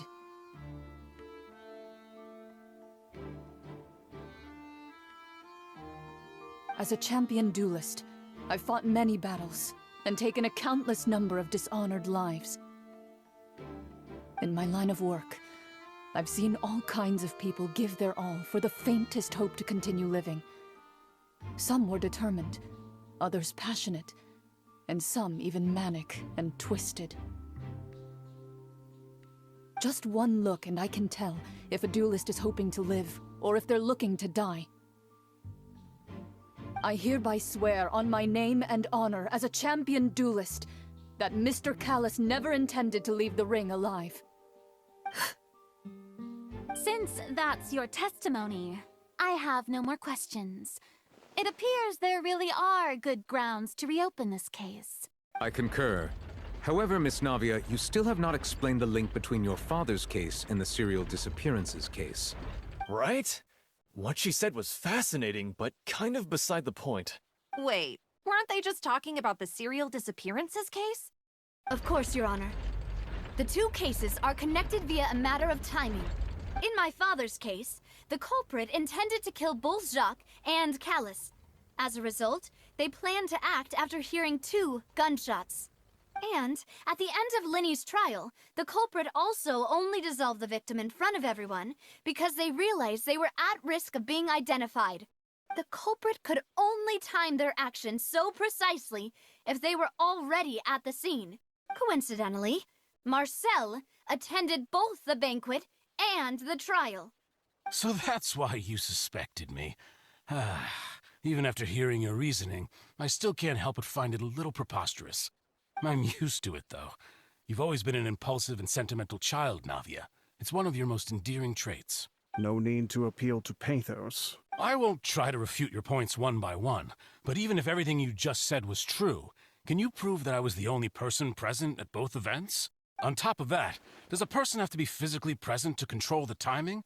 Can't someone remotely monitor the place? Know what you can say to that. I know that even with that, you might still think you can reduce the list of suspects with some further investigations, until I'm the only one left on the list. Alas, who won't feel at least a little hurt by an accusation of murder from a girl you see as your own daughter? But if I were to dismiss this completely, you'd also think I'm not being considerate of your feelings. Ah well, let Uncle Marcel teach you another lesson. Do you know what the biggest flaw in your reasoning is? I suppose you're gonna tell me anyways. It's timing again. I'm a businessman by trade. From that standpoint, there's no reason for me to kidnap young women. It's a high-risk action with nothing to gain. In addition, I left my home in Snezhnaya when I was young to come to Poisson and work in some trade. My business only thrived when I received Callus's patronage. But the disappearances began before I ever stepped foot in Fontaine. I do apologize, demoiselle. This was my mistake. No, it's not your fault. I'm sure he had come prepared. Is there anything else you'd like to say? Would you like to check the date of my first business license against the first known case of the serial disappearances? You can also take a look at my border entry records, or ask my friends and family when I left Snezhnaya for the first time. Could those records and testimonies do something to appease the unspeakable anguish in your heart? Seems like she got the wrong guy. At this rate, Navia will be convicted for falsely accusing him. I think you've done a superb job of dissecting your father's feelings as he neared the end of his life. But aren't you going against all of his wishes and expectations right now? He wished for you to become more rational, collected, and conscientious, instead of dwelling only on your own feelings. Once you've learned to be more considerate of others' feelings, and to stop rushing headlong into things, you'd have met most of his expectations. This isn't just about me, and it never has been. The biggest difference between me and the rest of the victims is that I still have the ability to search for the truth, while that same agency has long been taken from them. The people whose families were destroyed by synth abuse, the people who lost their loved ones to the serial disappearances, and the people who suffered tragic ends due to their sense of justice. Many people's images are flashing before my eyes. I'm sure some are coming to those of you in the audience as well. And whose image do you see, Marcel? Is it a man named Vacher?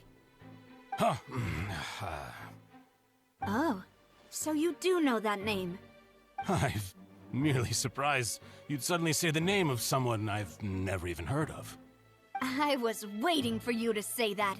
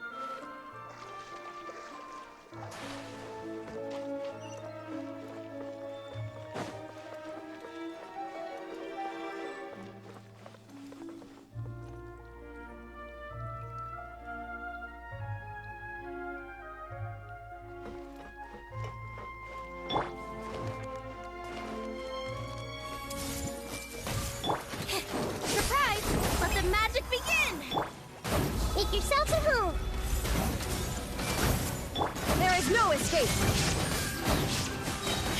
Now you shall perish!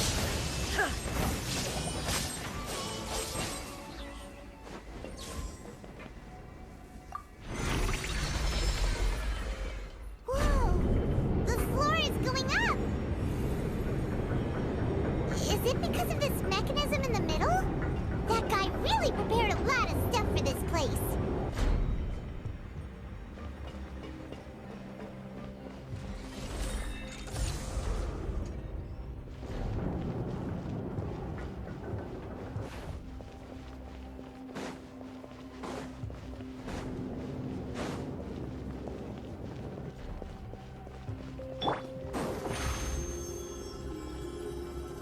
Step on up!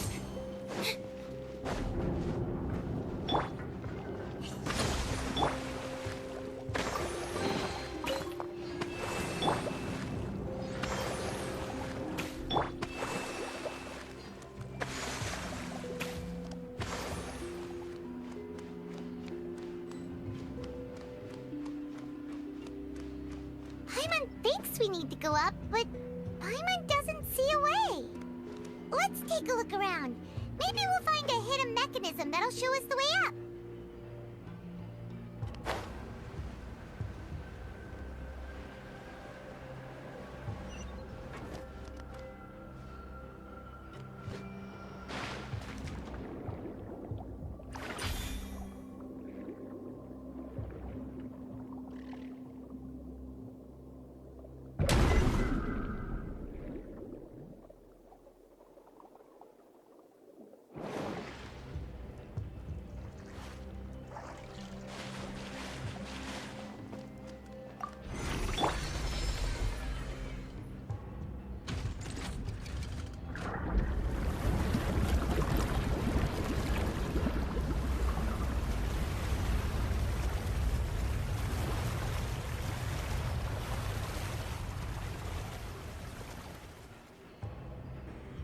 The water level is rising. Now we can swim to the top. But this is still a ways away from where we need to go.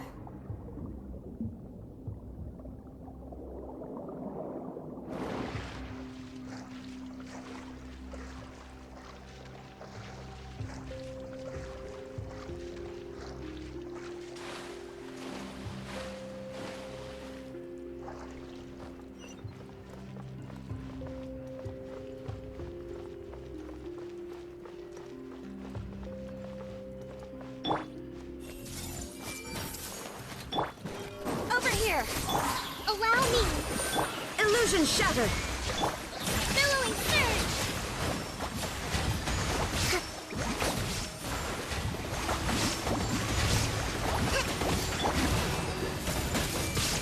The Temple of Wisdom. Inazuma shines eternal!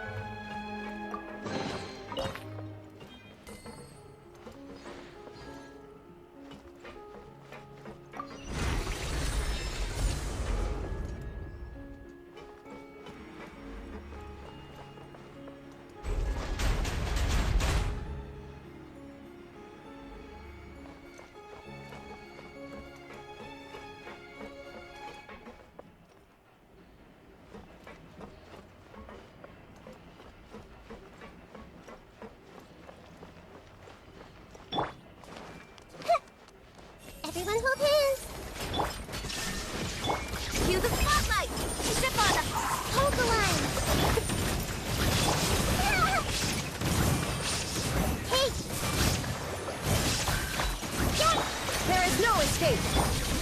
Sharing my knowledge. Everyone hold hands.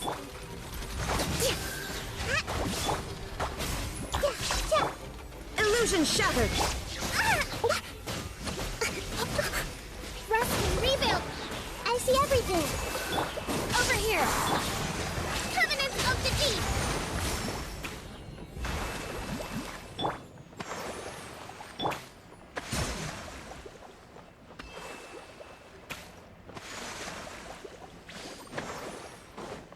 Let's move out. Breathtaking.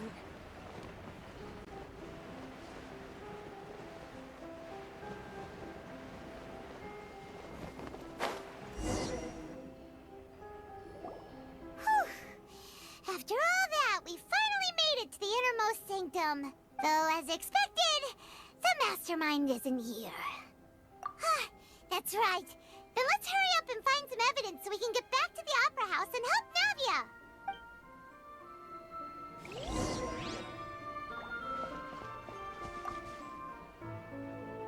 What's all this? It's a bunch of really cute things. Pink accessories, a hair tie, a necklace, even a makeup box.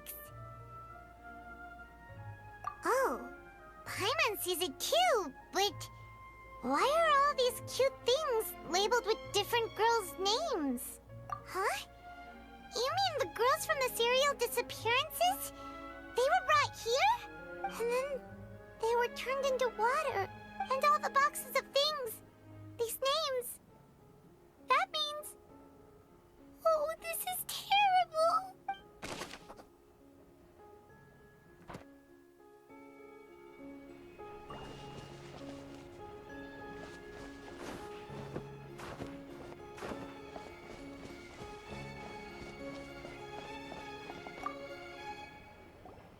Whoa.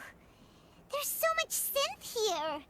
And so many bottles of ingredients that probably just contain the waters of the primordial sea. Mixing in progress. Ready to drink? Stock sample? They've also got all the synth pretty clearly labeled. Whoa, there's even fruit-flavored synth? Yep, it's super obvious.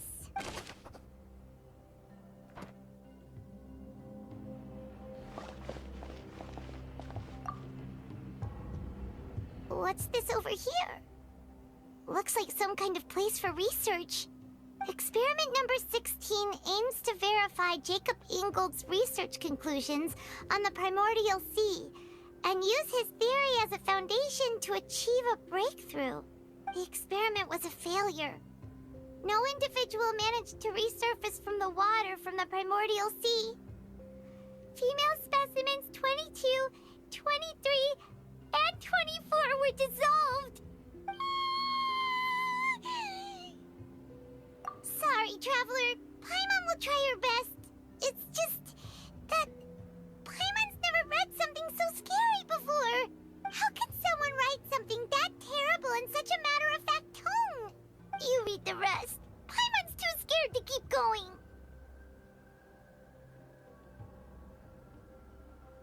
So that's why he did all of these experiments.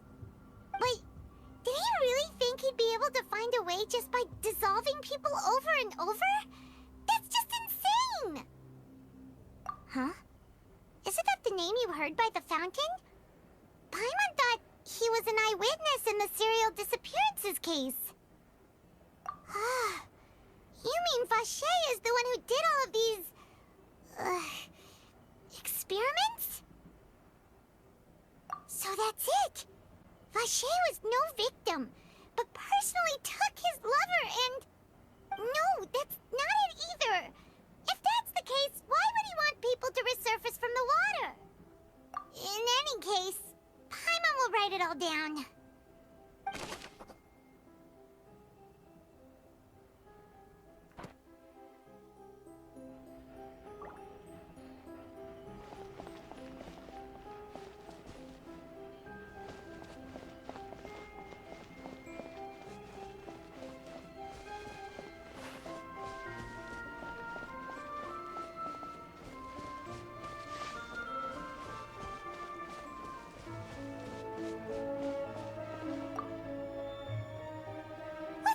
what's written here. Nothing escapes Detective Paimon's eyes. Callus. Navia's father. Oh, this seems to be an investigation report on him. Yep, it's about finding someone to assassinate Jacques and Callus because of a lack of confidence that Jacques himself would go through with it. This should prove the existence of the third person, right? We still have not determined the exact content of the key information Callus has passed on to certain members of his organization. The old dog's a real menace to deal with. Even if he abides by the promise he's made to us, he will still have the upper hand. He can act whenever he wants to make our lives miserable. The only option left is to remove him from the picture entirely. I concur. Let's send someone to kill him. He won't declare war as long as we don't touch Navia. Oh, seems like we've got a bunch of correspondence between the higher-ups. They're all just so evil.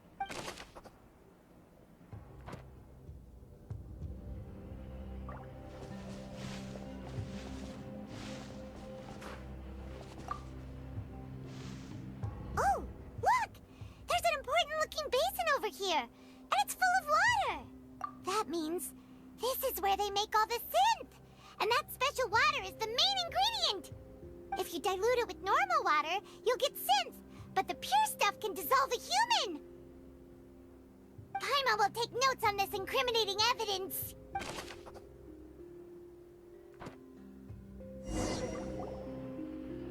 We've looked at almost everything here, and it seems like our theories were spot on. But yeah, we haven't found anything that reveals his true identity. No wonder even Neuvillette wasn't able to find anything. Whoever it is probably destroyed everything to do with that name a long time ago. That way, even if we bring all this back to the opera, we won't be able to identify the true culprit. Sure thing. Paimon won't admit defeat to this guy either.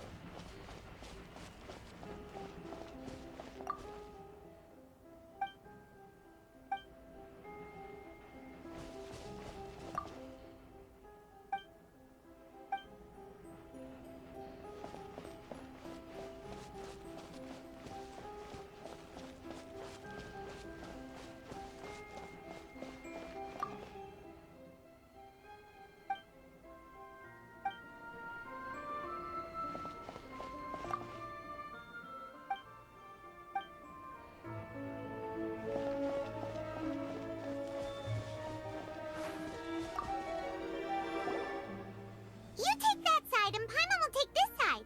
Check everything carefully. We'll find something for sure.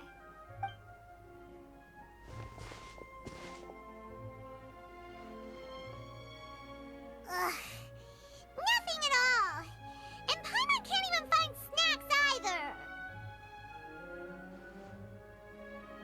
Whoa, really? Let Paimon see. Vinier. Isn't that Vache's lover's name? Then you found her diary. Let's see. Aw, it's just a normal diary chronicling their love story. She was so sweet, too. Oh, Paimon feels even worse for her now.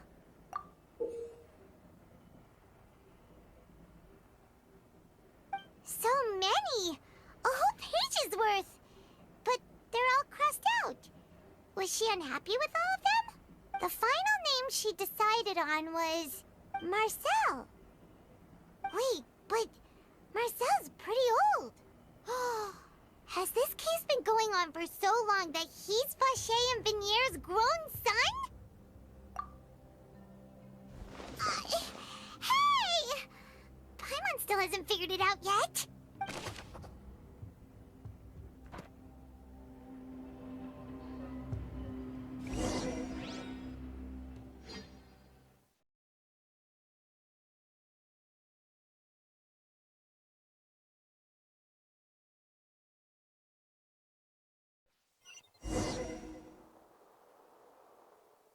And whose image do you see, Marcel? Is it a man named Vacher? Oh, so you do know that name. I'm merely surprised you'd suddenly say the name of someone I've never even heard of. I was waiting for you to say that. Navia! We're back! As expected of my partner. I just knew you'd return in the nick of time. Just how often do you intend to flout the rules of this court? It's all right, Monsieur Nervalette. Given their confidence, I expect they've found the crucial evidence.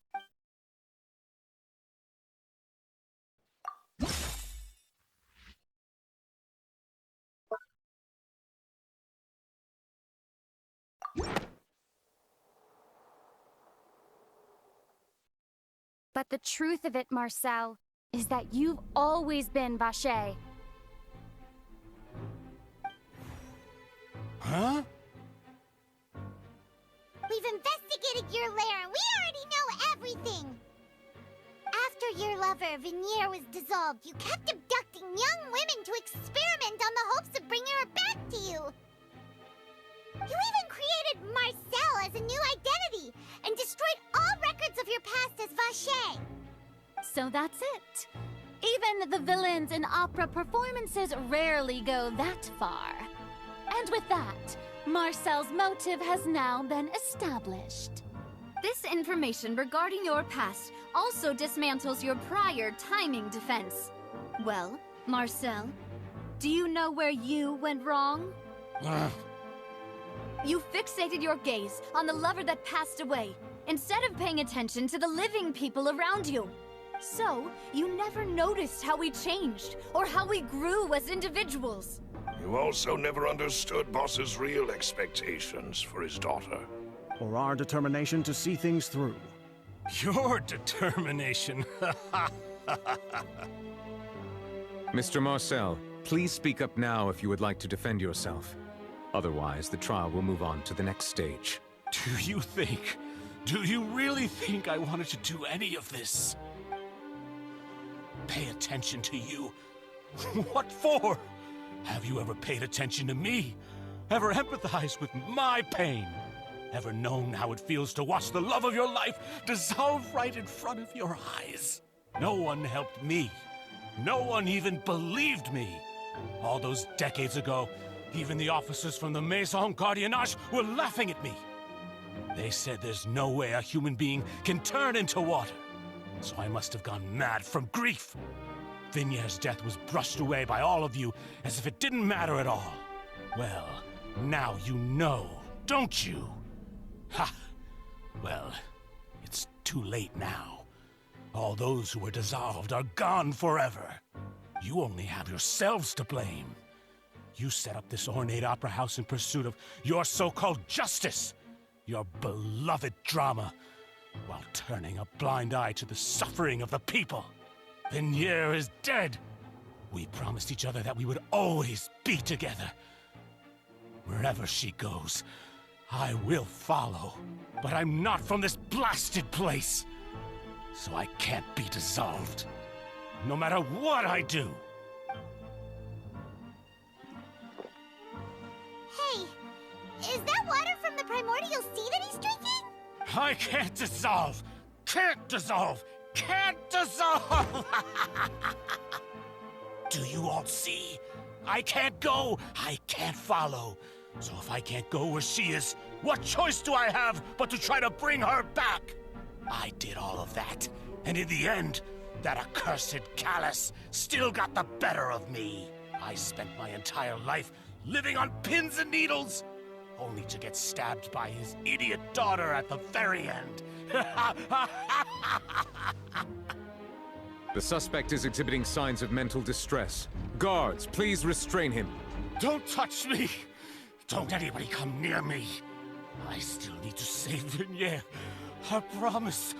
We made a promise. Vignere! Please, Vignere! Don't think badly of me. All I want to do is fulfill our promise. At this point, the verdict of this trial is clear. With Mr. Marcel's conviction, the charges against Mr. Tartaglia no longer have any basis. Fine by me. I was in a bad mood, but after a show like that, I'm actually feeling pretty good. Traveler, please submit all the evidence you have collected to the guards, so that I might review and summarize the truth behind the serial disappearances case. The man now known as Marcel was originally named Vacher and worked as an adventurer with his partner and lover Vignere. During an underwater expedition, Vignere accidentally came into contact with water from the primordial sea and was dissolved in front of Vacher as a result. Vacher learned of the primordial water's existence through the work of others and began to kidnap young women for research, with the goal of discovering a method to restore Vignere back to life. To cover his tracks, he invented the new alias of Marcel and began to operate a business in Poisson. During the course of his research, Vacher discovered that a diluted concoction of water from the primordial sea can induce feelings of euphoria, and began to manufacture and market synth. However, as he accumulated wealth to fund his continued research and expanded the scope, he came into conflict with Spina di Rosula. After exchanging blows with Spina di Rosula for many years, Vacher decided to assassinate their president Callus at a banquet. Although the assassination did not go as Vacher expected, he was able to turn Callus into the murder suspect by dissolving the assassin he sent to the scene. And just recently, Vacher attempted to frame Linny as the culprit of the serial disappearances case, using a similar method. However, his attempt to frame Linny failed, and the power of water from the primordial sea became public knowledge. This case also exposed enough of Vacher's machinations that he was eventually successfully charged in court. Thus concludes the enigmatic history of the serial disappearances case, with the truth revealed to all. The Oratrice will now deliver the final verdict regarding the charges against Mr. Vacher.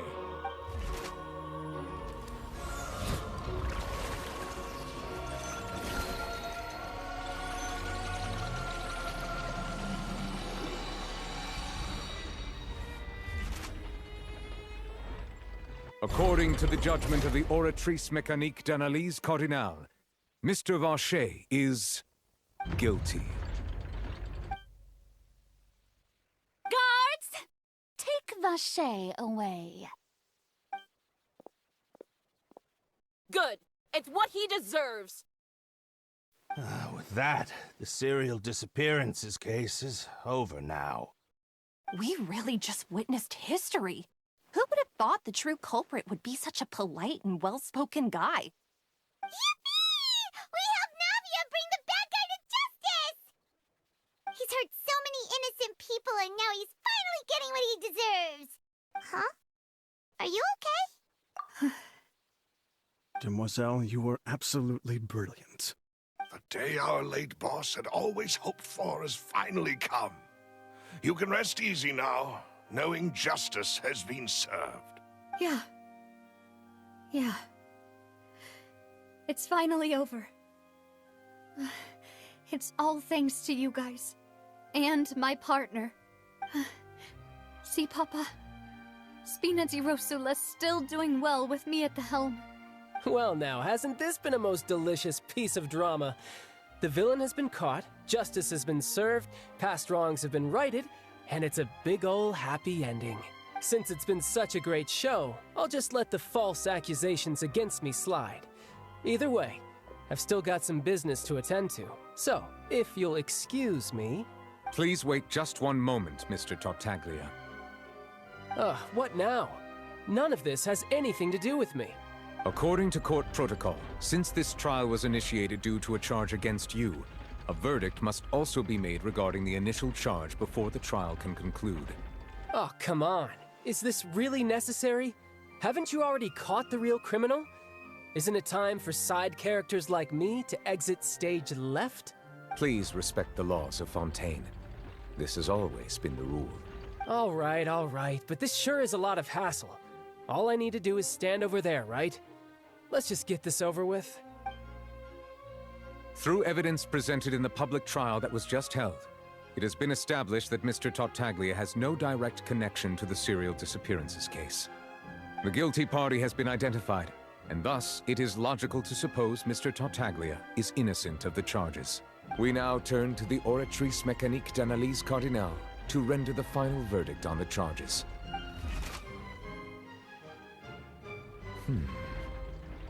According to the judgment of the Oratrice Mécanique d'Analyse Cardinale, Mr. Tartaglia is guilty. What? Hey! That's not funny! Didn't you just say I'm supposed to be innocent? What's with this verdict? Is your justice machine malfunctioning? Huh? This has never happened before. The Oratrice actually returned a different verdict from the Chief Justice. I mean, have you ever heard of an innocent Fatui Harbinger? Do you think the Oratrice might have just convicted him on general principle? But weren't the charges about the serial disappearances case? No matter what else he's guilty of, it shouldn't affect the verdict in this case, right? The judgment of the Oratrice Mécanique d'Analyse Cardinale is, by law, the final verdict of the court. We must accept the guilty verdict. Guards, please take the suspect into custody per court protocol.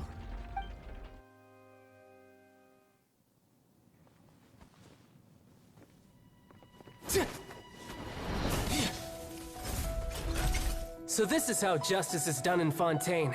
What a joke. You've got your rules. Well, I've got mine too!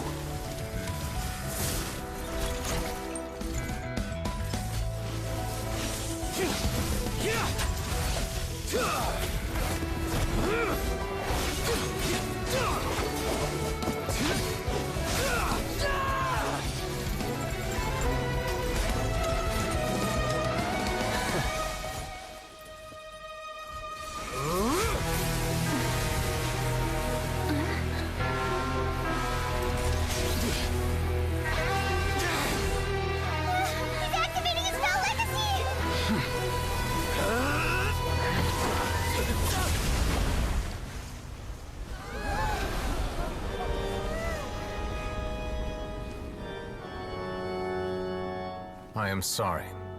If you have been wronged, we will find the truth. But the rules of the court must be upheld.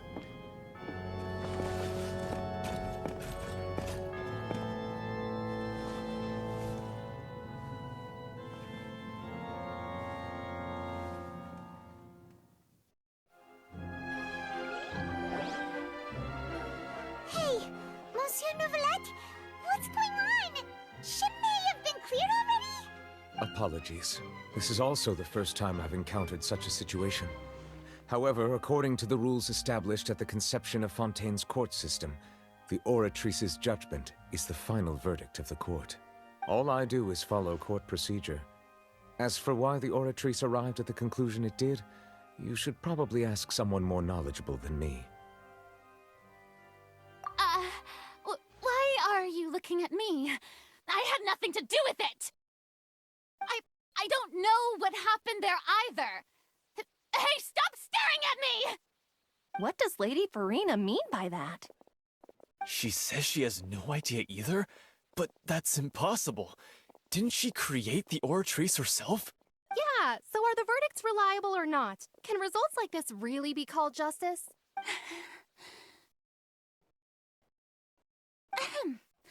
My dearest citizens, did you really think we'd allow an incorrect verdict to be handed out in this court? Did you really believe that the judgment could be mistaken or be the result of some sort of random mishap? Don't tell me. You thought even I had been blindsided by the Oratrice's result. But the way she looked just now, it was pretty obvious she had no idea what was going on. However, given the state of things, I shall give you an explanation. Everything that just took place, including my supposed shock and bafflement, was a part of an elaborate performance, with every action meant to stir up drama and excitement. And, of course, for every performance, there is a script. Everything has unfolded exactly as I expected from the very beginning. As the embodiment of the very concept of justice, the Oratrice shall never render an arbitrary judgment! If you thought Child had nothing to do with the serial disappearances case, it is only because you've been blinded by the superficial appearance of innocence. Everything he's done, not to mention the danger he poses, are beyond ordinary comprehension and completely unforgivable! All shall be revealed in time. You will come to understand my noble intentions, as well as the absolute correctness of the Oratrice's verdict. Now, having said that, although I hate to leave things hanging in suspense, it is now time for this performance to end. As the lead actress, I shall be the first to take my leave. Toodaloo! So she chose to make her escape after all, did she? So you're saying we shouldn't put much stock into what she just said? She probably just put on that performance to save face. As for the truth, it's unlikely that she actually has any idea. However, please be assured that I will continue to investigate this case in a personal capacity. Just as I promised, if the judgment has been incorrect, we will do our utmost to clear his name. All right. Even though we feel pretty badly for him, we'll take your word for it for now. After all, he's done plenty of bad stuff, so he should have known he'd go to prison someday, right?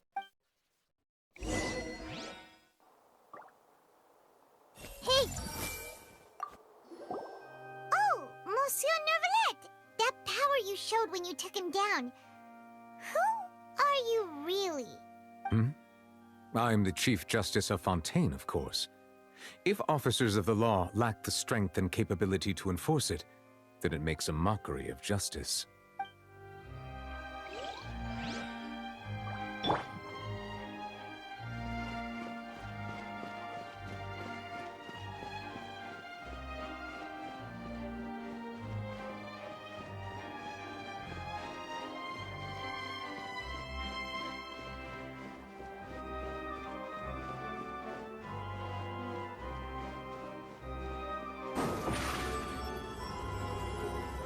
Step on up!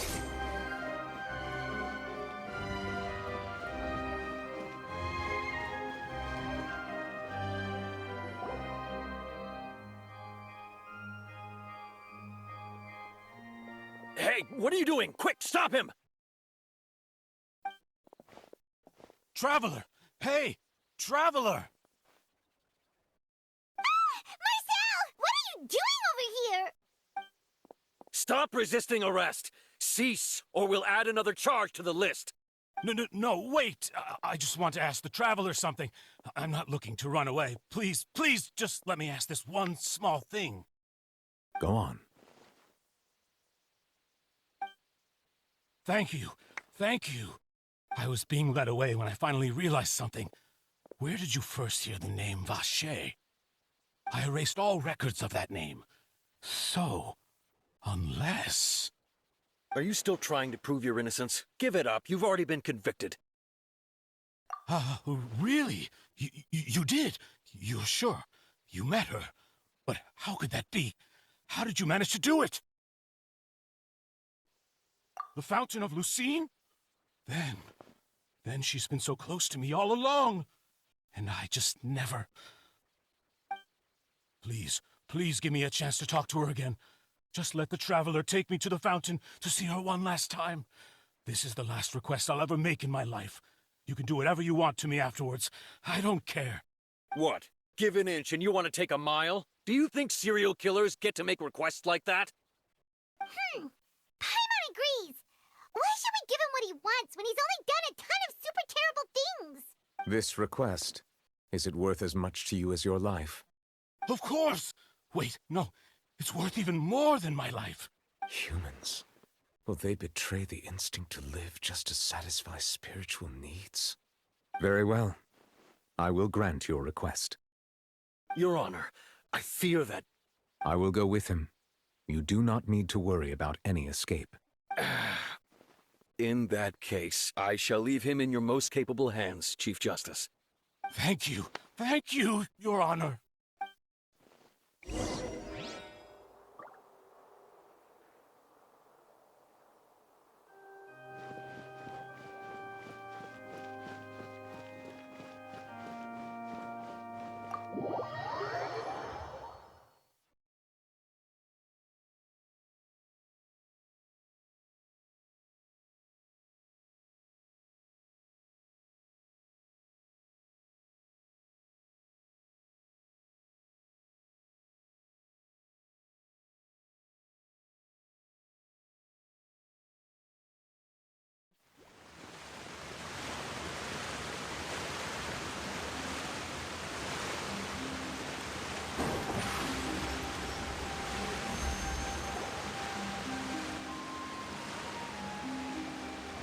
Is this the place?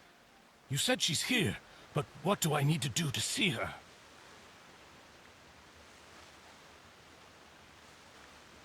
Yeah, and even Paimon could hear her after drinking that thing. Didn't you just drink a lot of it on the stage as well? Oh, in that case... Vache! Ah!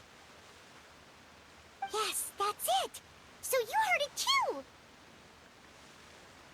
Vignier, it's me! It's me, Vache! Vache? Vache? I'm here! Where are you, Vignier? I'm coming for you. I'm finally here for you. Hey, wait! Be careful! Hey, wait!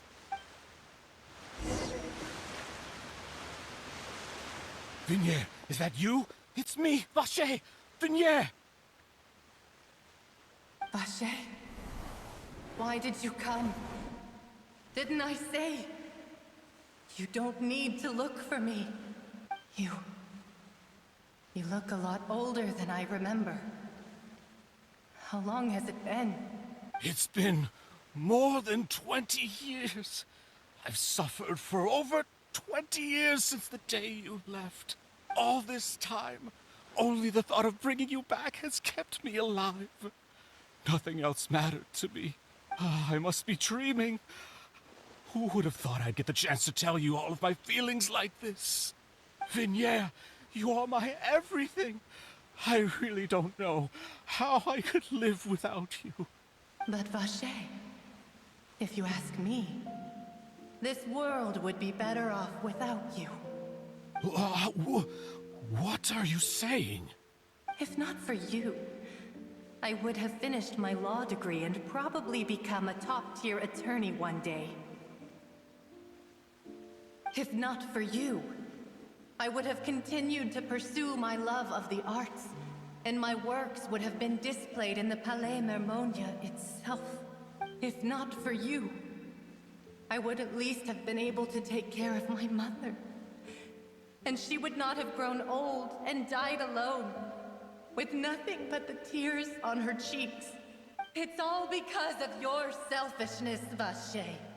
It's all because of you. You... Wait, you are not Vignier. Who are you? You're right. I am not Vignier. I am the sacrifices.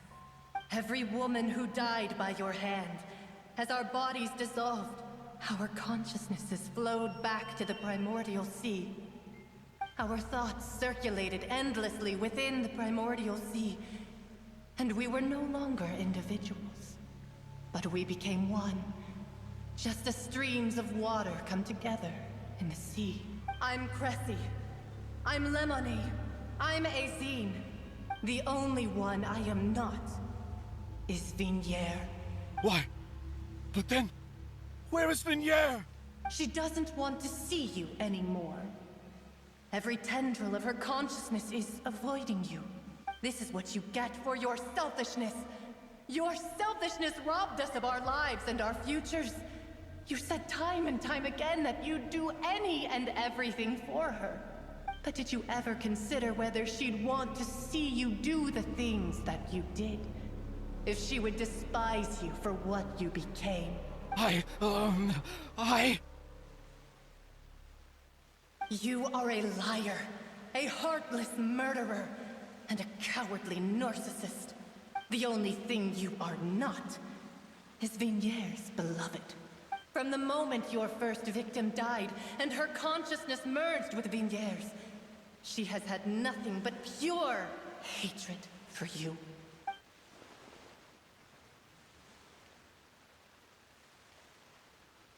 No! Vignier! She can't hate me. Let me see her, please. Have mercy. You still don't understand. When I said don't look for me, that came from the real Vignier. She really doesn't want to see you anymore. But on top of that, she also said that because it's her final drop of pity for you. She said that because she knew that if you did come here, we will show no mercy to you. Vache. Vache? Vache. Vache. Vache. Vache. Drown.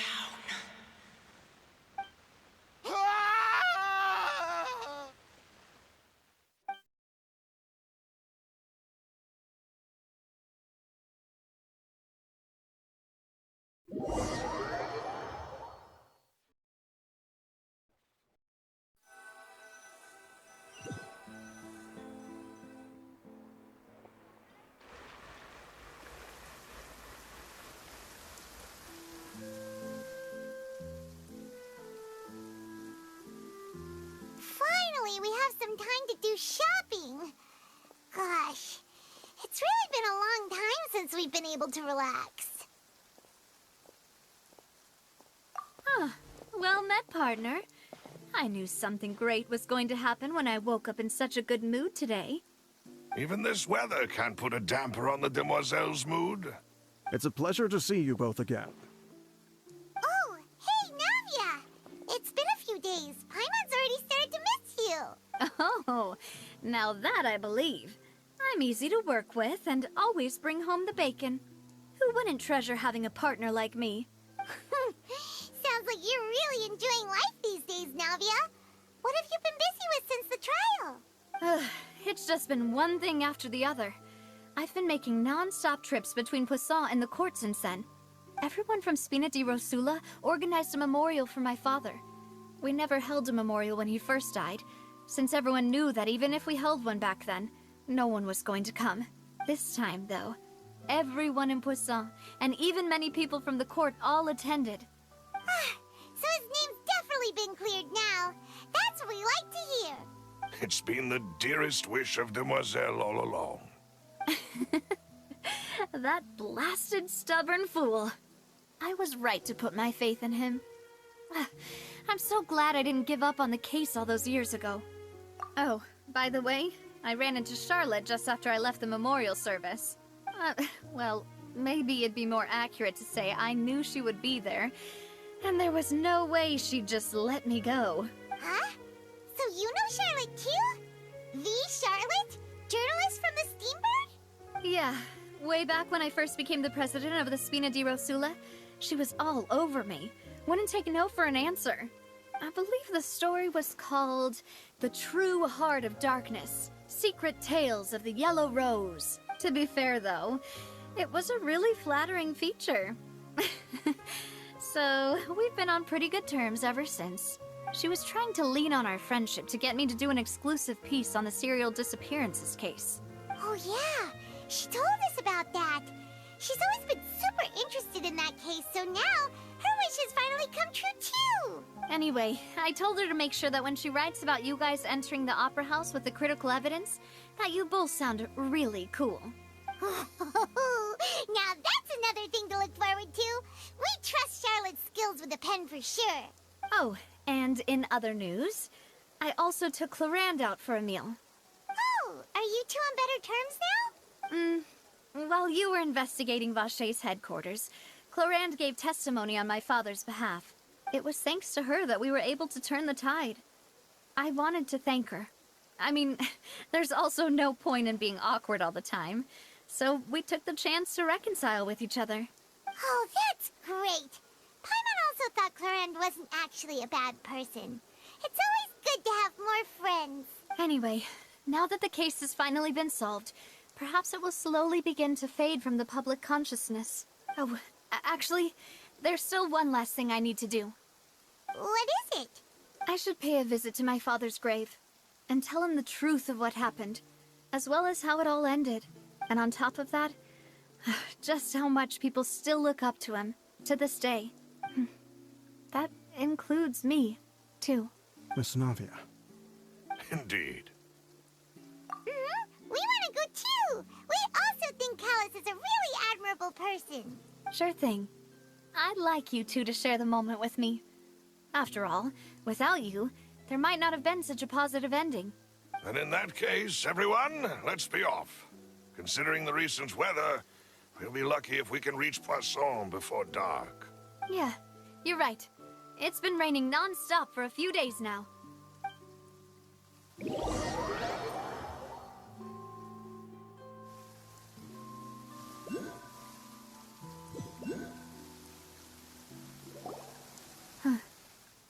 This is where my father's grave is.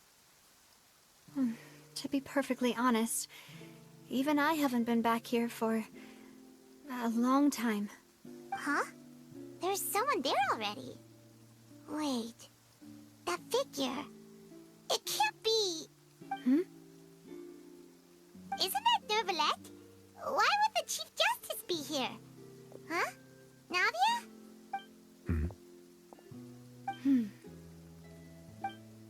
My apologies. I should have asked before coming to pay my respects. Don't say that. Sorry about that.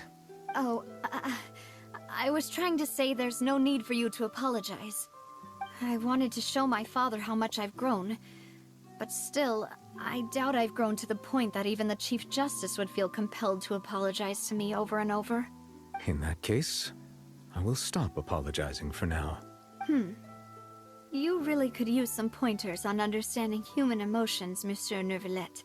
In any case, why did you come to Poisson? Well, ever since that day, I've been turning a question over and over in my head. Just what is justice anyway? There was once a time when I didn't want to believe that there could be anything more important to humans than life itself. Oh, rather than that, it's probably more truthful to say I didn't believe humans were capable of resisting the most basic instinct of living things.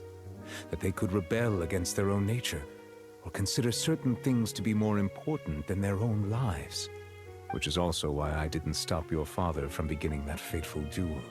I believed that a truly innocent man would never throw away his life like that. That there was nothing, should have been nothing more important than one's own continued survival. But Mr. Callus proved me utterly and decisively wrong. If not for his sacrifice, the serial disappearances case would have remained unsolved to this day. Mr. Callus made the choice he did for his daughter, for his associates, and for many people completely unrelated to him. And in the end, from a certain perspective, one could say that he did it all for the sake of justice. A justice that's higher than life itself. So, you asked me why I came here. I just wanted to say my apologies to Mr. Callus in person. I should have noticed all of this much sooner. This regret has filled me with a sadness that has haunted me for days. That high and mighty chair in the Opera Epiclese indeed insulates one from many important things. Spina di Rosula, thank you so much for your hard work and perseverance. I'm sorry for being mad at you before.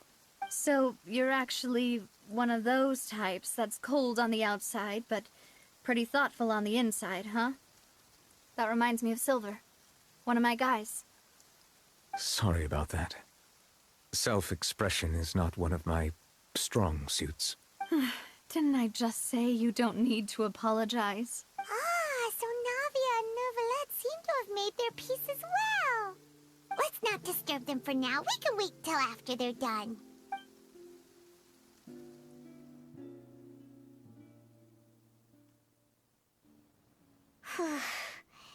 Paimon's never paid respects at someone's grave before. Did Paimon do anything rude there? Huh? Oh, Paimon didn't know that was a thing. But Paimon doesn't know what she would do if she can't fly.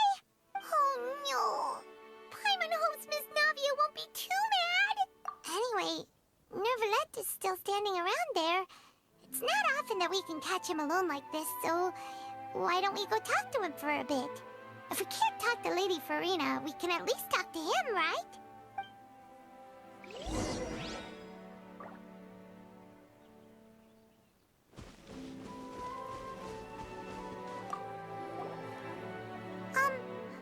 Paimon's really sorry, Navia, but Paimon did something pretty disrespectful just now.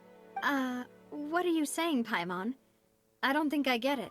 Well, aren't you not supposed to fly around someone's grave? Huh? Who told you that? Hey, Traveler!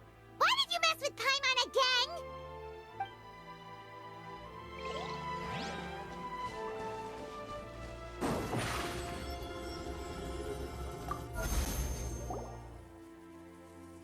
Oh, it's you two.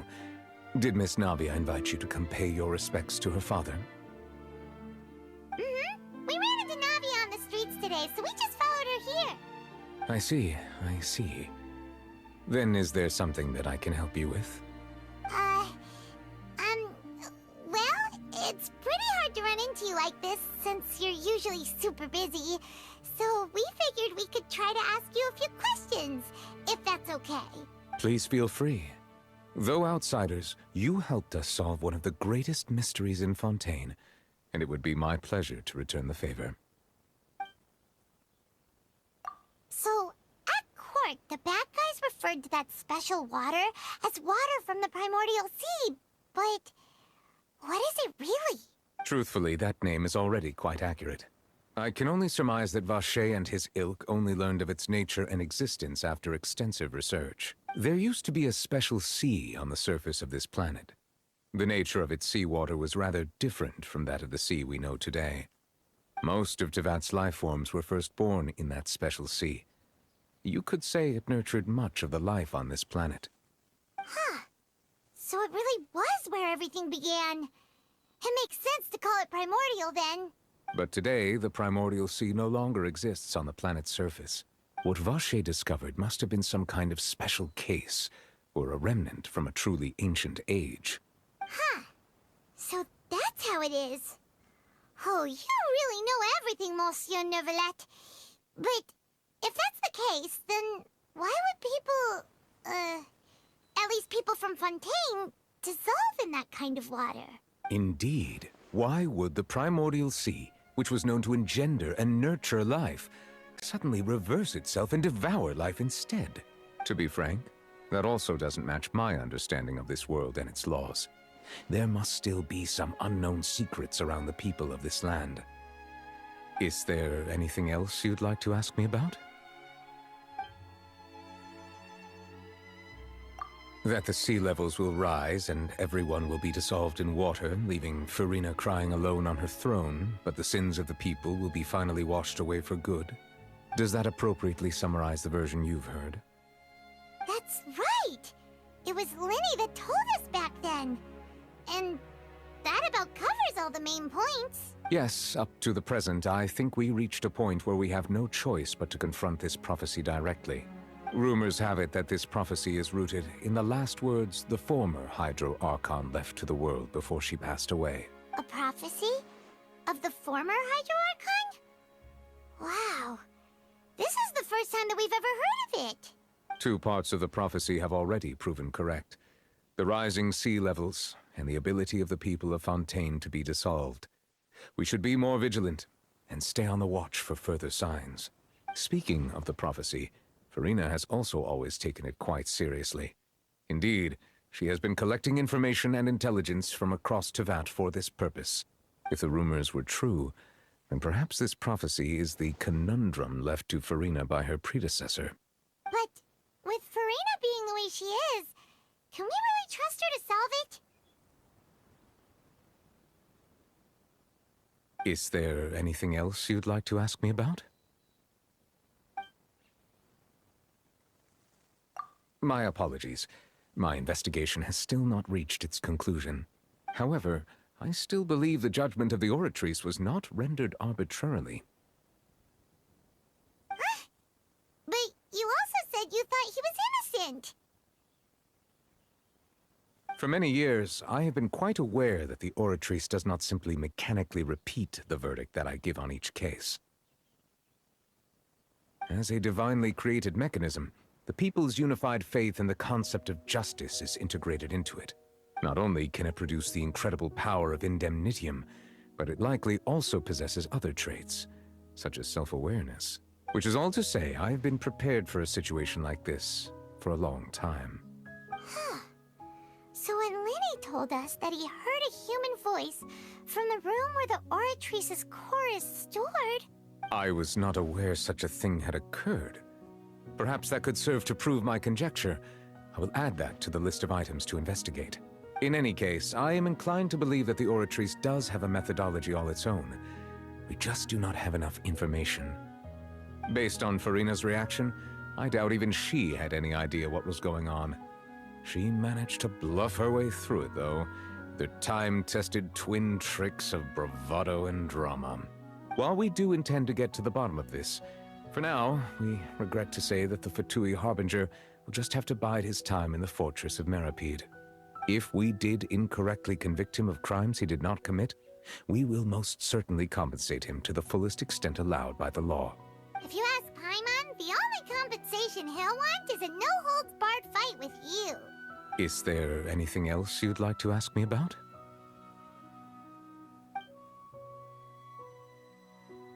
Your sibling. Another blonde-haired traveler. I'm sorry, but I've never seen anyone who matches that description. If he ever stepped foot in Fontaine, I'm sure he followed our laws to the letter, and had no reason to appear on the stage of the opera Epicles. Is there anything else you'd like to ask me about? Very well. It was my honor to provide you with what answers I could. I very much enjoyed conversing with you. It will soon be time for me to leave this blissful tranquility behind and return to Palais Memoria. You really are super busy, Monsieur Neuvillette. Paimon thought you only came here to pay your respects today because you had the day off. Crime and villainy do not have the day off, and so justice must work around the clock as well. This is merely the nature of a justice's work. All right. You've got a point. Huh? Paimon just noticed that the rain has stopped.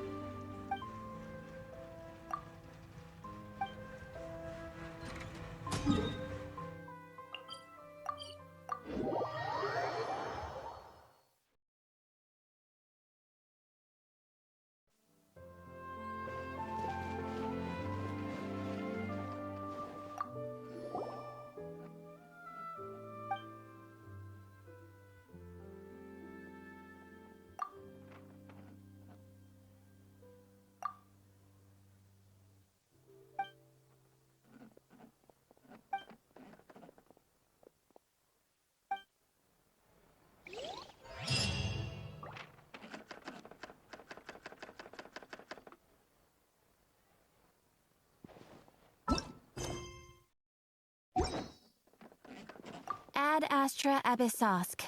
Welcome to the Adventurers Guild.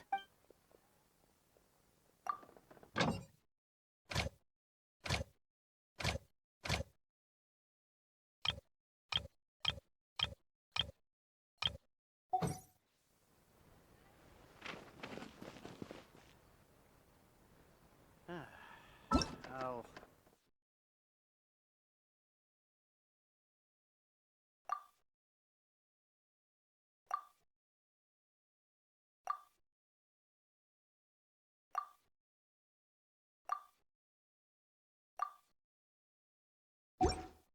There'll be an extra fee for that. Exactly. But none of them believed me.